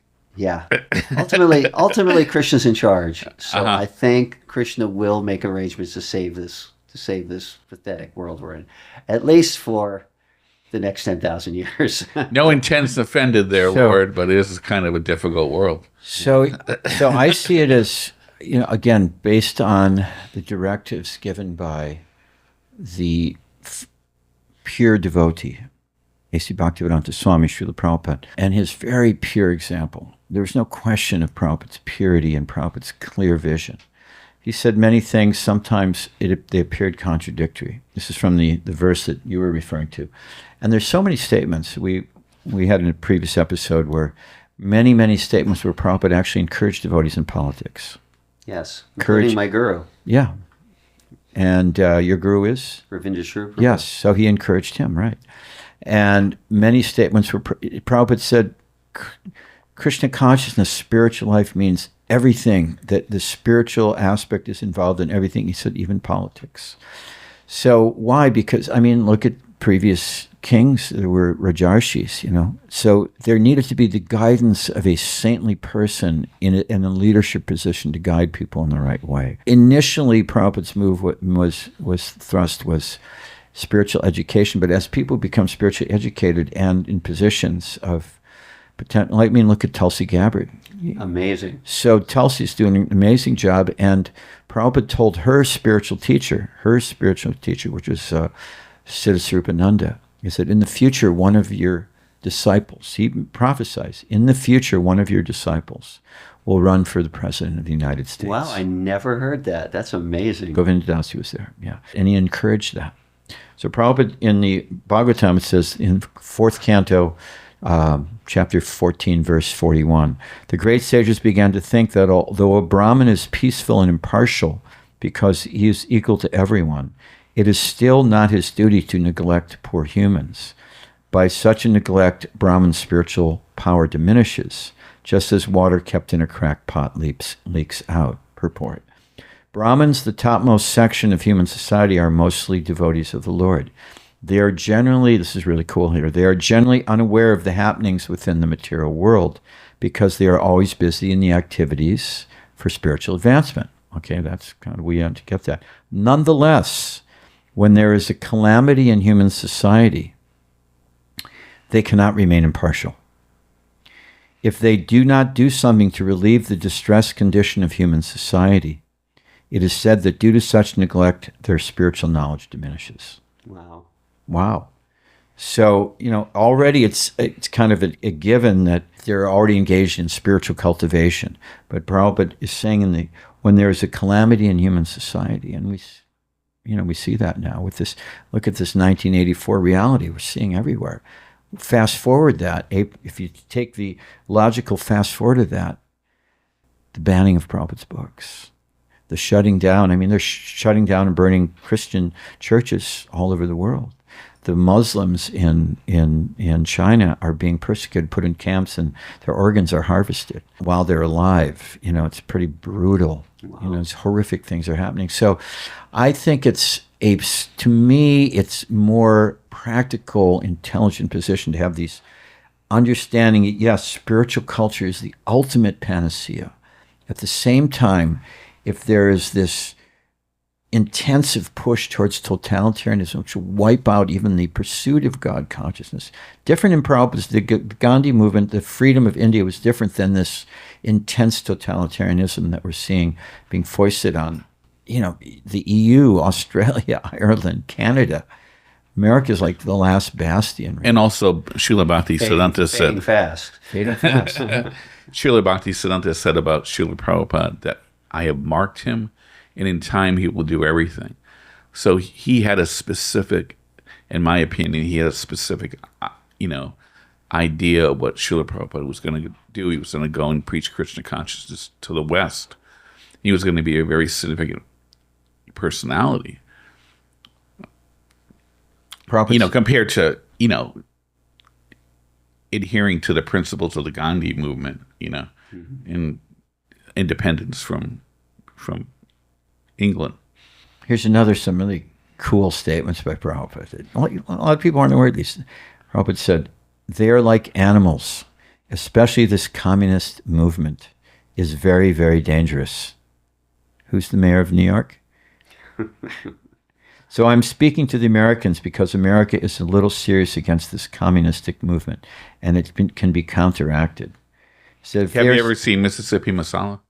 No. I remember, yeah. That was a cool movie. That was his mother. His mother did that His movie. mother, yeah. That's a very funny movie. If they are serious to check this, see, he said, at first Prabhupada said no. He said, communism is so evil, we must force this war to happen. Communism has to end. And then Prabhupada said, this is really cool. Now they are trying to destroy us, and we are trying to destroy them. The conflict This was, by the way, in 1977. This is 77 in Bhubaneswar. The conflict is already there. This is now psychological, and this is now psychological fight. And then, InfoWars. And then there will be actual fight, and we must take part in that fight. Wow. So, I mean, there's many statements that a lot of spiritualists, a lot of devotees are not familiar with because they kind of want to see Prabhupada in the kumbaya, everything's like just chant and be happy. And yes, that is the foundation. But when there is a great danger, a calamity in human society, as Prabhupada says in the purport, if the spiritually advanced individuals don't do something to alleviate the suffering of the poor humans who are under this calamity, their spiritual knowledge will diminish. Right. So, I see it. I think you also have to move in your circle of influence Right, too. exactly. So you got to figure out where is my part in this Right. in this machine.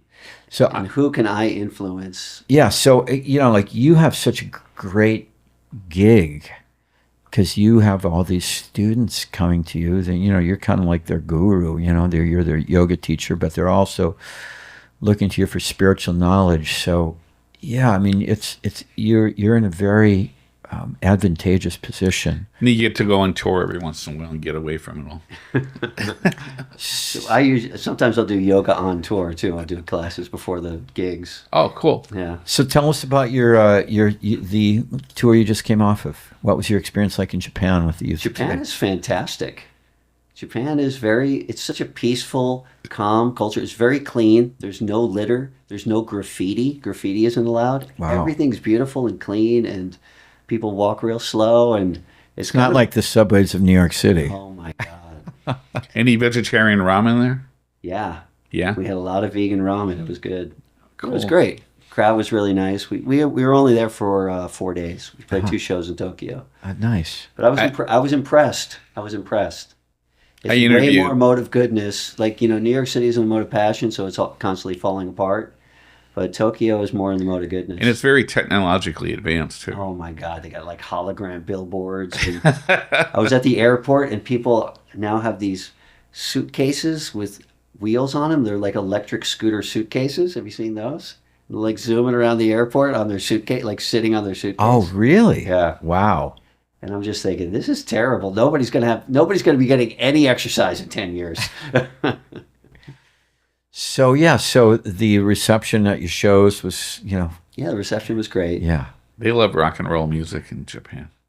They do. They love punk and hardcore. So too. what was your couple takeaways from the tour? You just Well, got back 2 nights ago, right? It's interesting because when Raghunath was, especially towards the end of Youth Today's career, Raghunath was getting into Krishna consciousness. So he was kind of putting little things in those Youth Today songs. And so as I'm playing them and getting more into, what it was like to, play those songs back in the day and the message and how people react to it, there's a lot of Krishna conscious stuff in there. Especially we have this one song that's called Disengage. It's an interesting song, and I was meditating on it as we were playing it for a few days because I hadn't even thought of the song since the last time we played. And it's all about if you don't agree with something, the best way you can combat that thing is to not take part in it. Like, you look around and you see you see all these animals are being killed in slaughterhouses, and it's so inhumane and so terrible. The best thing that you can do is become vegetarian. You just see things that you don't agree with and you disengage from those things.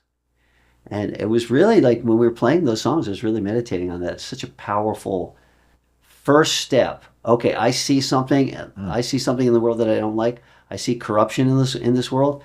Let me weed out every ounce of corruptive tendencies that I have in my life. I mean, I sit there on TV and I watch Kash Patel lie through his teeth, and I cannot stand it.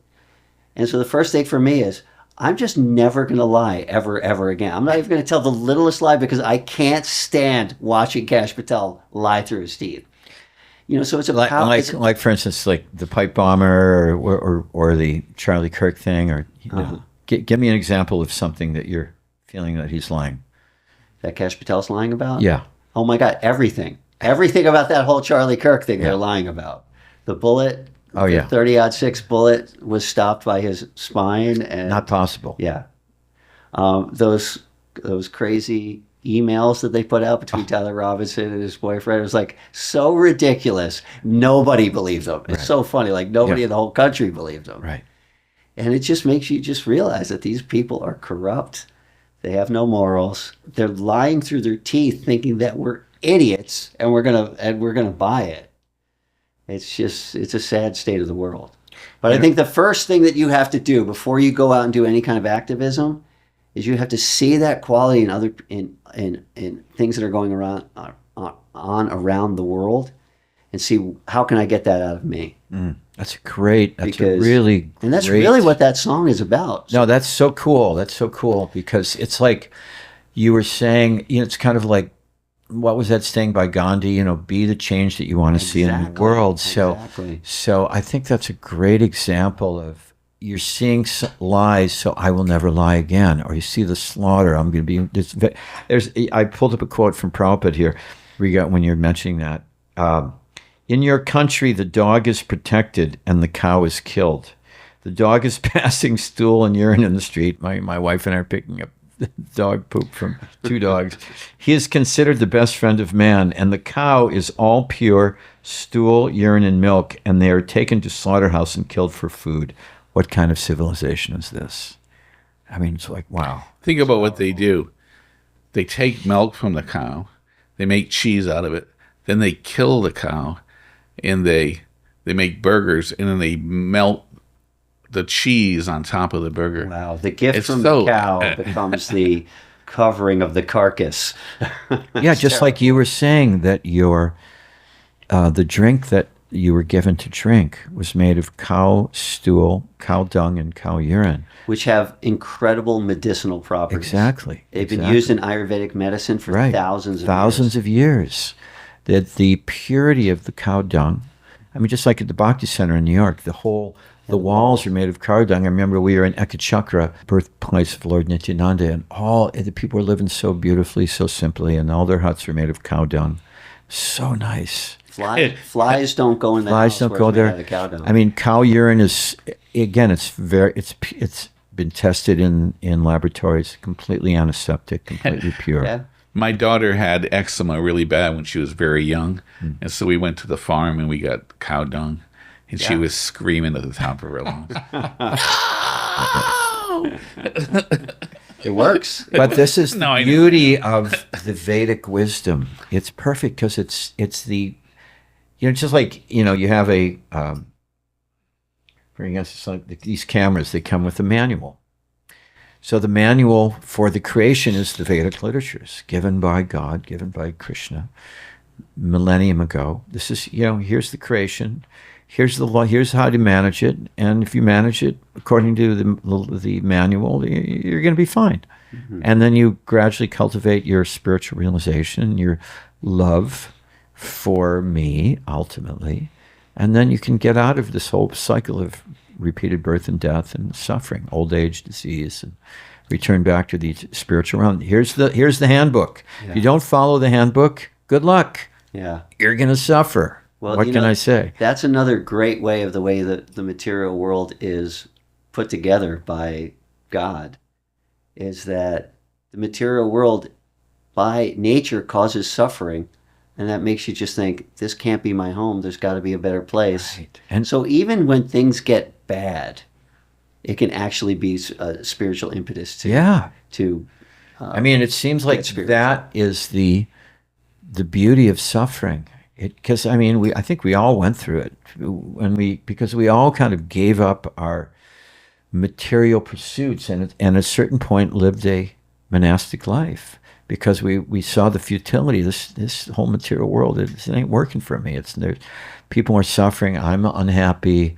We have to die. I mean, there's got to be more than this, than the pursuit of women and riches. But also the first taste that you get in Krishna consciousness is pretty amazing. Yeah, it really is. Yeah. What was your first experience that you had that taste? Do you want to know what my first experience was? Because you're part of it. Oh, yeah?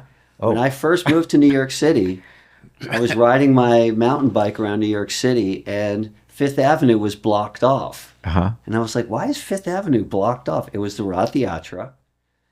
And I had pulled up to Fifth Avenue on my bike, and the carts were just coming down. It was like amazing. It was like the first cart was just coming down. And I was sitting there and I was watching it. There was a gigantic kirtan in front of that first cart. And everybody was jumping up and down, chanting Hare Krishna and singing. in Kirtan. So ecstasy. for those of the and kirtan, guess what? huh? You were one of them. Oh yeah. I marked you as one of the guys, like, look at this guy. He looks like he's actually in ecstasy. And it was you because I remember later on seeing you at the temple when I became a devotee. Wow. I was like, that's one of the guys that I saw in that kirtan, the very first time I saw kirtan. Wow. Did you ever twist your ankle in kirtan? He was jumping up and down. I was I great. never did. That's good. But yeah, so kirtan is the public execution. That sounds bad. Public execution. The Hare Krishnas are into public executions. The public performance of chanting the names of God in public. And, many devotees have seen the Hare Krishna. Congregational chanting. It's called call and response singing. Call and response singing, It's a musical endeavor. We're executing our unhappiness. And it's so ecstatic. Oh, I'm so cool that you saw me and you noted me. Wow. Yeah, Okay. I did. I noted you. My dear Lord, please note that for the future when you're. Yeah, I mean, it's like, I remember having that experience. I remember I was going to the temple in Boston. I was going to Boston University, and I had also massive record collection. And I was a musician, and I remember I was, really attached to my record collection. But I had the Radha Krishna. He's building it back up. I'm now, building, by the way. yeah. We'll show you my system. I'm getting all my records back. There's the record that George Harrison produced that was number one on the charts in Europe. The single or the album? The album. Radha Krishna Temple. Radha Krishna Temple album. Amazing album. Yeah, incredible. And Jamuna singing, George Harrison's slide guitar was just awesome. So I was I was chanting and I was reading the books and I was also meditating with the Sri Chinmoy people and whatnot. And I was trying to World's Strongest Man, right? yeah, I have an interesting story about that. But I remember That's because he eats eggs. That's why. I was in my dorm room. I was really getting something, but I hadn't had that like switched on, like total ecstasy kind of experience of God's love. Really, it's like a manifestation of God coming in the form of his name and just like bestowing this beauty of ecstasy and love on the soul. And I was listening to the Radha Krishna Temple album, and at a certain point, it just, the vibration of the holy name of God just overtook me, and I began dancing in ecstasy in my dorm room, like weeping. And I was like, oh my God. Govindam's song is very spiritually potent. Yeah. It really is. And I just and I said, that's it. And I sold all my records. No, I actually gave all my records to the temple. They sold them. But now I got a lot of those records back. But seeing it from music from a different perspective. But the experience of that was so overwhelming. It was so beautiful. What about you, Garx? What was your come to Krishna, come to Jesus moment. I got a book in a parking lot in the Eastbrook Mall, Willimantic, Connecticut. And it was A Life Comes from Life. And the first thing I ever read, where Prabhupada said that the demigods fall from the raindrops. And they go into the grain. And the man eats the grain. And then... I know where you're going with it. And then the woman becomes impregnated. That's the first thing I ever read. And for some reason I thought, this is real. I don't know why. Wow. Because it sounded, it sounds kind of crazy. And then... It's far out, really. And then I read about chanting, and we would walk around the block just chanting before we even went to the temple. And everything that seemed so overwhelming or so big became small in the material world. Like a car looked like a Tonka car or a truck to me. For some really reason, dating yourself now. What's that? The Tonka truck. Yeah. So, but everything just seemed like all my anxiety was just kind of like swept away. And I had already tried to engage in spiritual pursuits. I got into something called omnicosmics. I was into white witchcraft. The mystic. I bought this book, The Mystic Path to Cosmic Power. Ooh. And I was doing this Buddhist technique where you would put a circle around yourself, and whatever would happen, there would be no resistance. You just accept it, but nothing compared to chanting. Wow, that just took me to it put me in a stratosphere. It made me feel that everything was going to be fine and eternally so. It's just the taste that you get, that Krishna gives you and encourages you.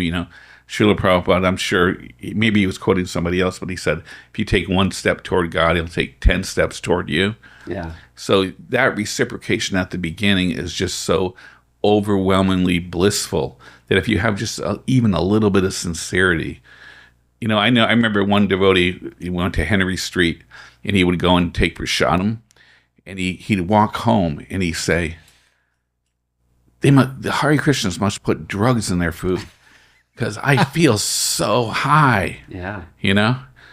Even I remember right before I moved from New York, I used to love the Bhakti Center. I would go there on Thursdays for the kirtan. And it was when Jaundice Harrison was living in New York. Yeah. She'd be there practically every Thursday chanting. Yeah. She's just an angelic being. Oh my God. When that Maha mantra comes out of her mouth, it's so... It transports you to the spiritual world. Well, it was a Thursday. I was in a horrible mood. Everything was going wrong in my life. I was like, I'm just going to go to Thursday night kirtan. I drove down, got caught in massive traffic. I'm on stuck in traffic, just listening to music and just, in a terrible mood. I pull up to the Bhakti Center. I get in there. And Jaundice's singing. And so I come into the kirtan. And, the Bhakti Center, what makes those kirtans so great is that it's said if you're in a kirtan, which is this congregational chanting, if everybody is focused on Krishna, like this is a prayer to Krishna. I'm just not singing, but I'm actually connecting in a very real way with Krishna through his own holy name. And I'm reaching out to Krishna, and I'm praying to Krishna, and I'm glorifying Krishna. And if you get a lot of people together in a kirtan in that same mood, the kirtan becomes so powerful.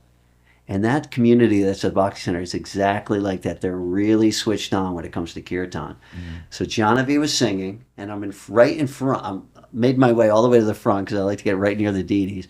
And I'm just sitting there, and I'm looking at Radha Murlidhar, the deities there. They're just so beautiful and arranged so beautiful. And everybody's chanting. There's this whole swell of chanting Krishna's names and calling out to Krishna. And I was just thinking to myself, I'm in ecstasy right now. I was thinking there is nowhere else in the world that I would rather be than right here, right now. I wouldn't want to be at a restaurant. I wouldn't want to be at, whatever my favorite, my favorite beach, in Sardinia, Italy, or, wherever. I was thinking, this is exactly where I want to be. I'm just feeling so much ecstasy right now. And it's just, you can't even really explain it.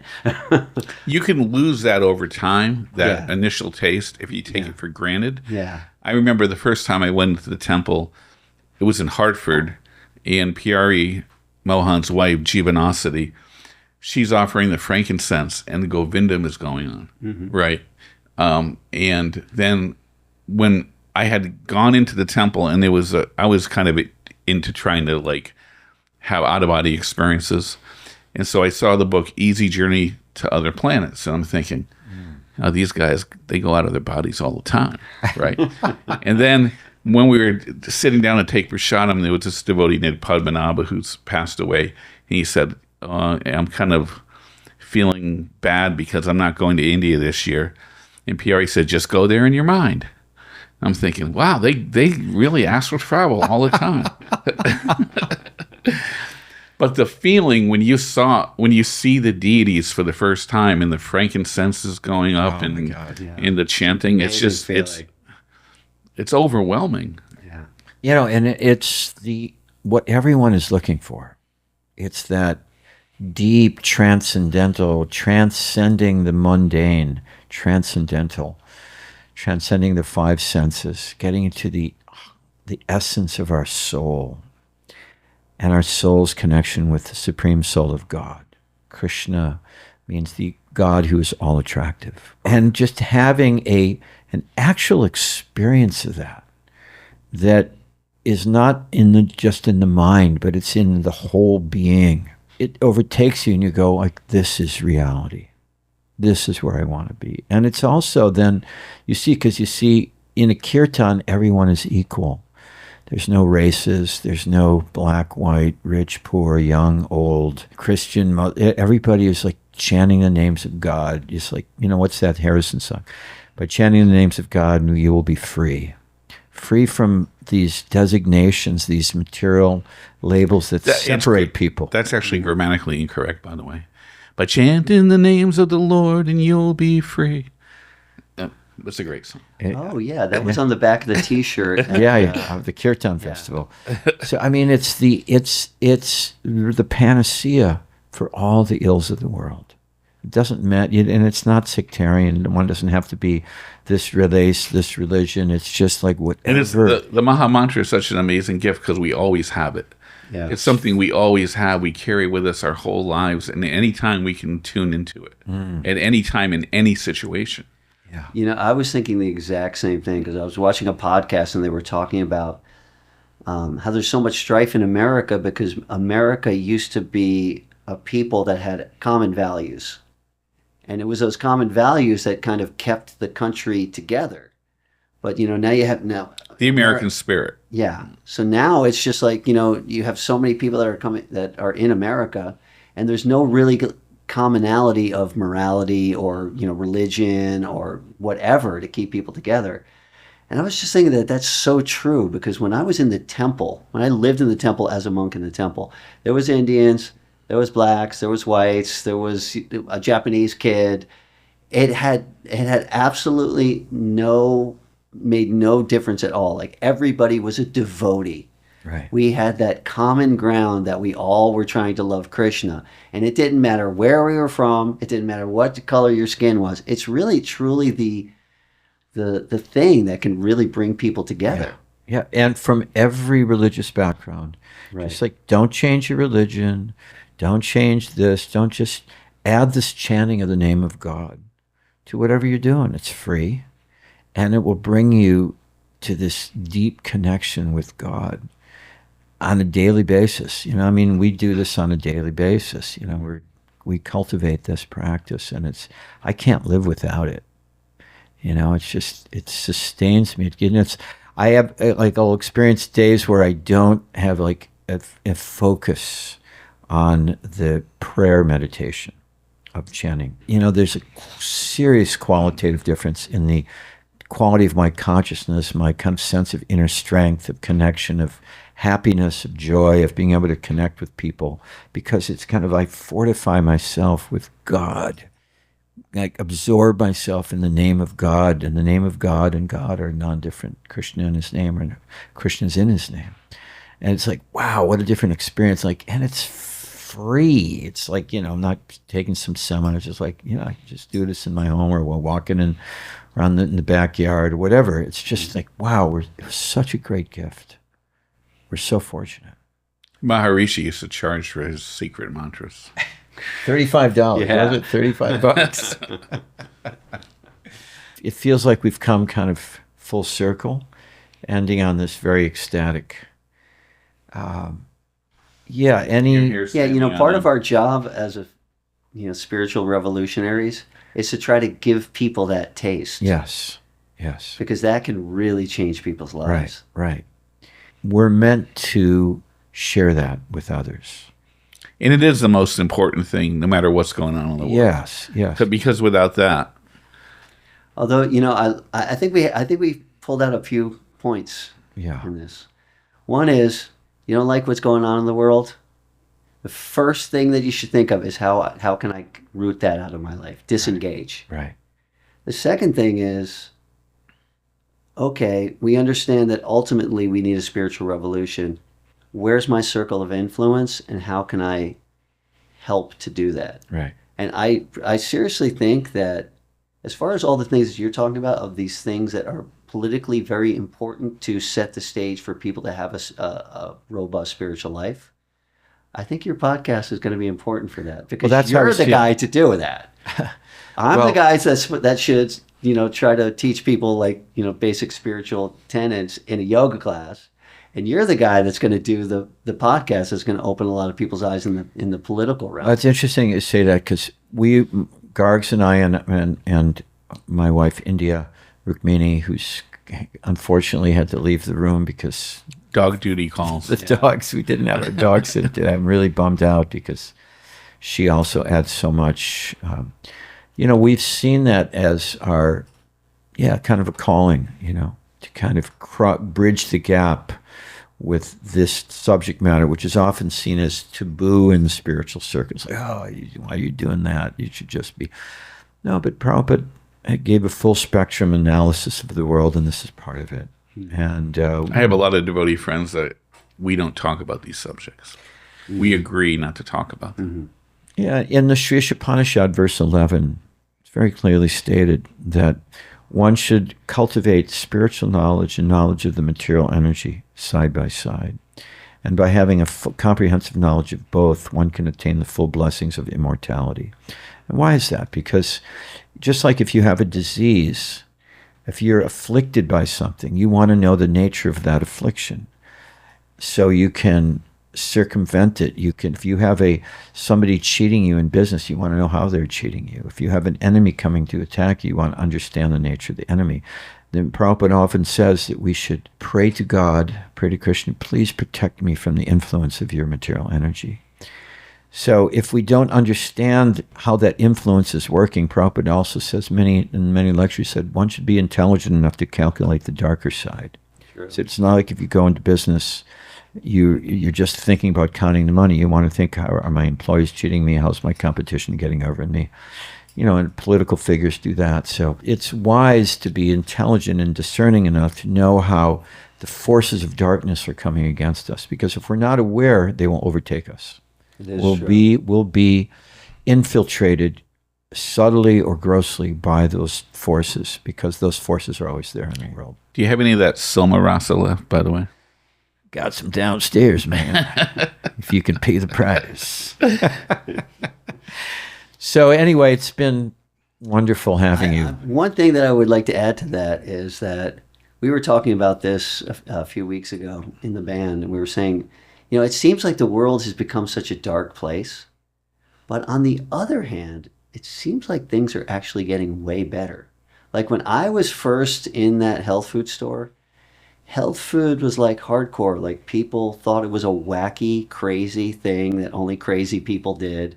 It was only, even in New York City, there was only like a few health food stores. It's very true. Who would have thought that just a few decades later, there would be gigantic Whole Foods that were like a whole city block of health food? Incredible. And what to speak of, like, we had vegetarianism and veganism becoming mainstream, that McDonald's has to have vegan options now. I mean, it's if you take that concept into this kind of geopolitical realm, we had the Biden time, and people saw, oh my God, we're living in this. It's like, feels like, I mean, now people will accuse Trump of that, but I see that as a lot of just propaganda media and so much deception, when actually it's been 8-piece deals of major countries all over the world. There's cities where the National Guard has come in, even in ICE, the crime has dropped. Like, for instance, when the National Guard came into D.C., no homicides in 2 weeks. I mean, it's like unheard of for decades. So anyway, but we saw that this stripping of the right to free speech, that they labeled Catholics and Christians as domestic terror threats. So people woke up during that Biden time, Sure. going like, whoa, we're living, this is what it's like to live under a communist regime, really, where there's free speech is limited and whatnot. Your vaccines are mandated, these kind of things. And so those two things were like horrifying for me. Yeah. The censoring of free speech is like, yeah, I mean, that's why it's a real affront. And that's why when we moved to Florida, we were living in New York. We were like, wow, we saw this medical tyranny coming down the pike. Like, whoa, if we stay here, we may be forced to take it's this. unbelievable. But New to York, your California. point, though, things at the same time have gotten better, Right. in terms of paths to higher consciousness. These things are happening simultaneously. It seems like we're heading toward an apex, to me. I mean, just think of when we were first getting into, Bhakti yoga and meditation, and even to a certain extent, like, kirtan. It's like only the Hare Krishnas did kirtan. Now kirtan is huge. Oh, in India, they've got and people, instead of going to clubs, they go to like these kirtan gatherings, and those are all over the major cities of India. I was just reading a Southern News article. Yeah, America too. I've been like in the early '80s when I go out to chant, I would spit on. Someone once tried to hit me with a nunchuck. I ducked just at the last second. Now it was like during the anti-cult period, it was pretty heavy atmosphere. Now you'll go to the doctor, and the doctor will tell you to meditate for your stress. Right. I mean, like meditation is mainstream. So this whole like Great Awakening movement, so people are hungry to understand.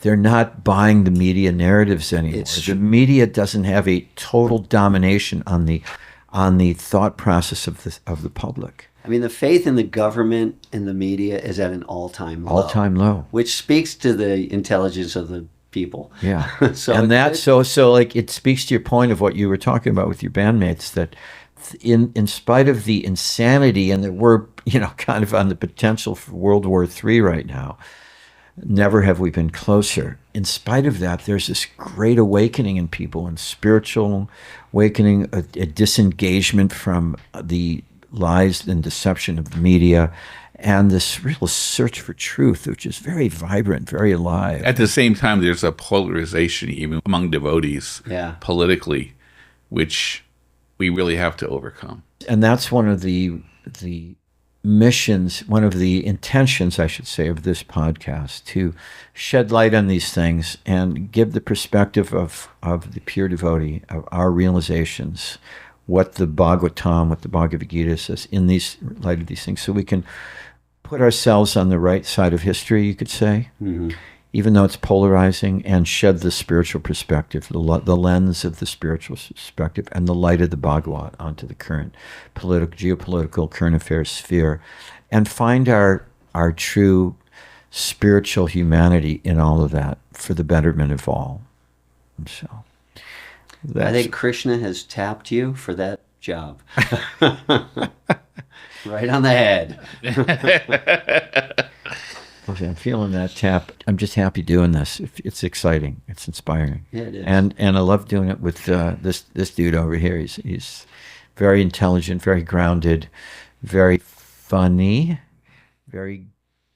You said funny in a very funny way. He's very witty and very kind of adds a certain levity and kind of intelligent sarcasm to things sometimes, which I really appreciate. And, we try not to take ourselves too seriously, but at the same time, put the subject matter out there for people and let people make their own decision. All right. I can't wait for it to drop. Yeah. So on that note, again, we're extremely grateful for you spending your time with us, Parmananda. I'm honored to be here. And You were really great. Always a big fan of you. Always. well, I mean, you used to listen to our music back in the day. My sister is a big fan of you. Oh, okay. All right. Well, I'll take that. No, that's from a TV series. Oh. Okay. I can't get my ego calmed down here. Yeah, we're all just in this together. We're trying to do some, represent truth in our own form or fashion and try to bring some light to the world. And on that note, thank you guys for joining us with Porcell, aka Paramananda, and we'll see you next time. Living a simple life in a complicated world. It's like walking on a high wire while the crowd below you hurls all those things that are meant to shake you, meant to break you, make you fall. Living a simple life's not such a simple thing.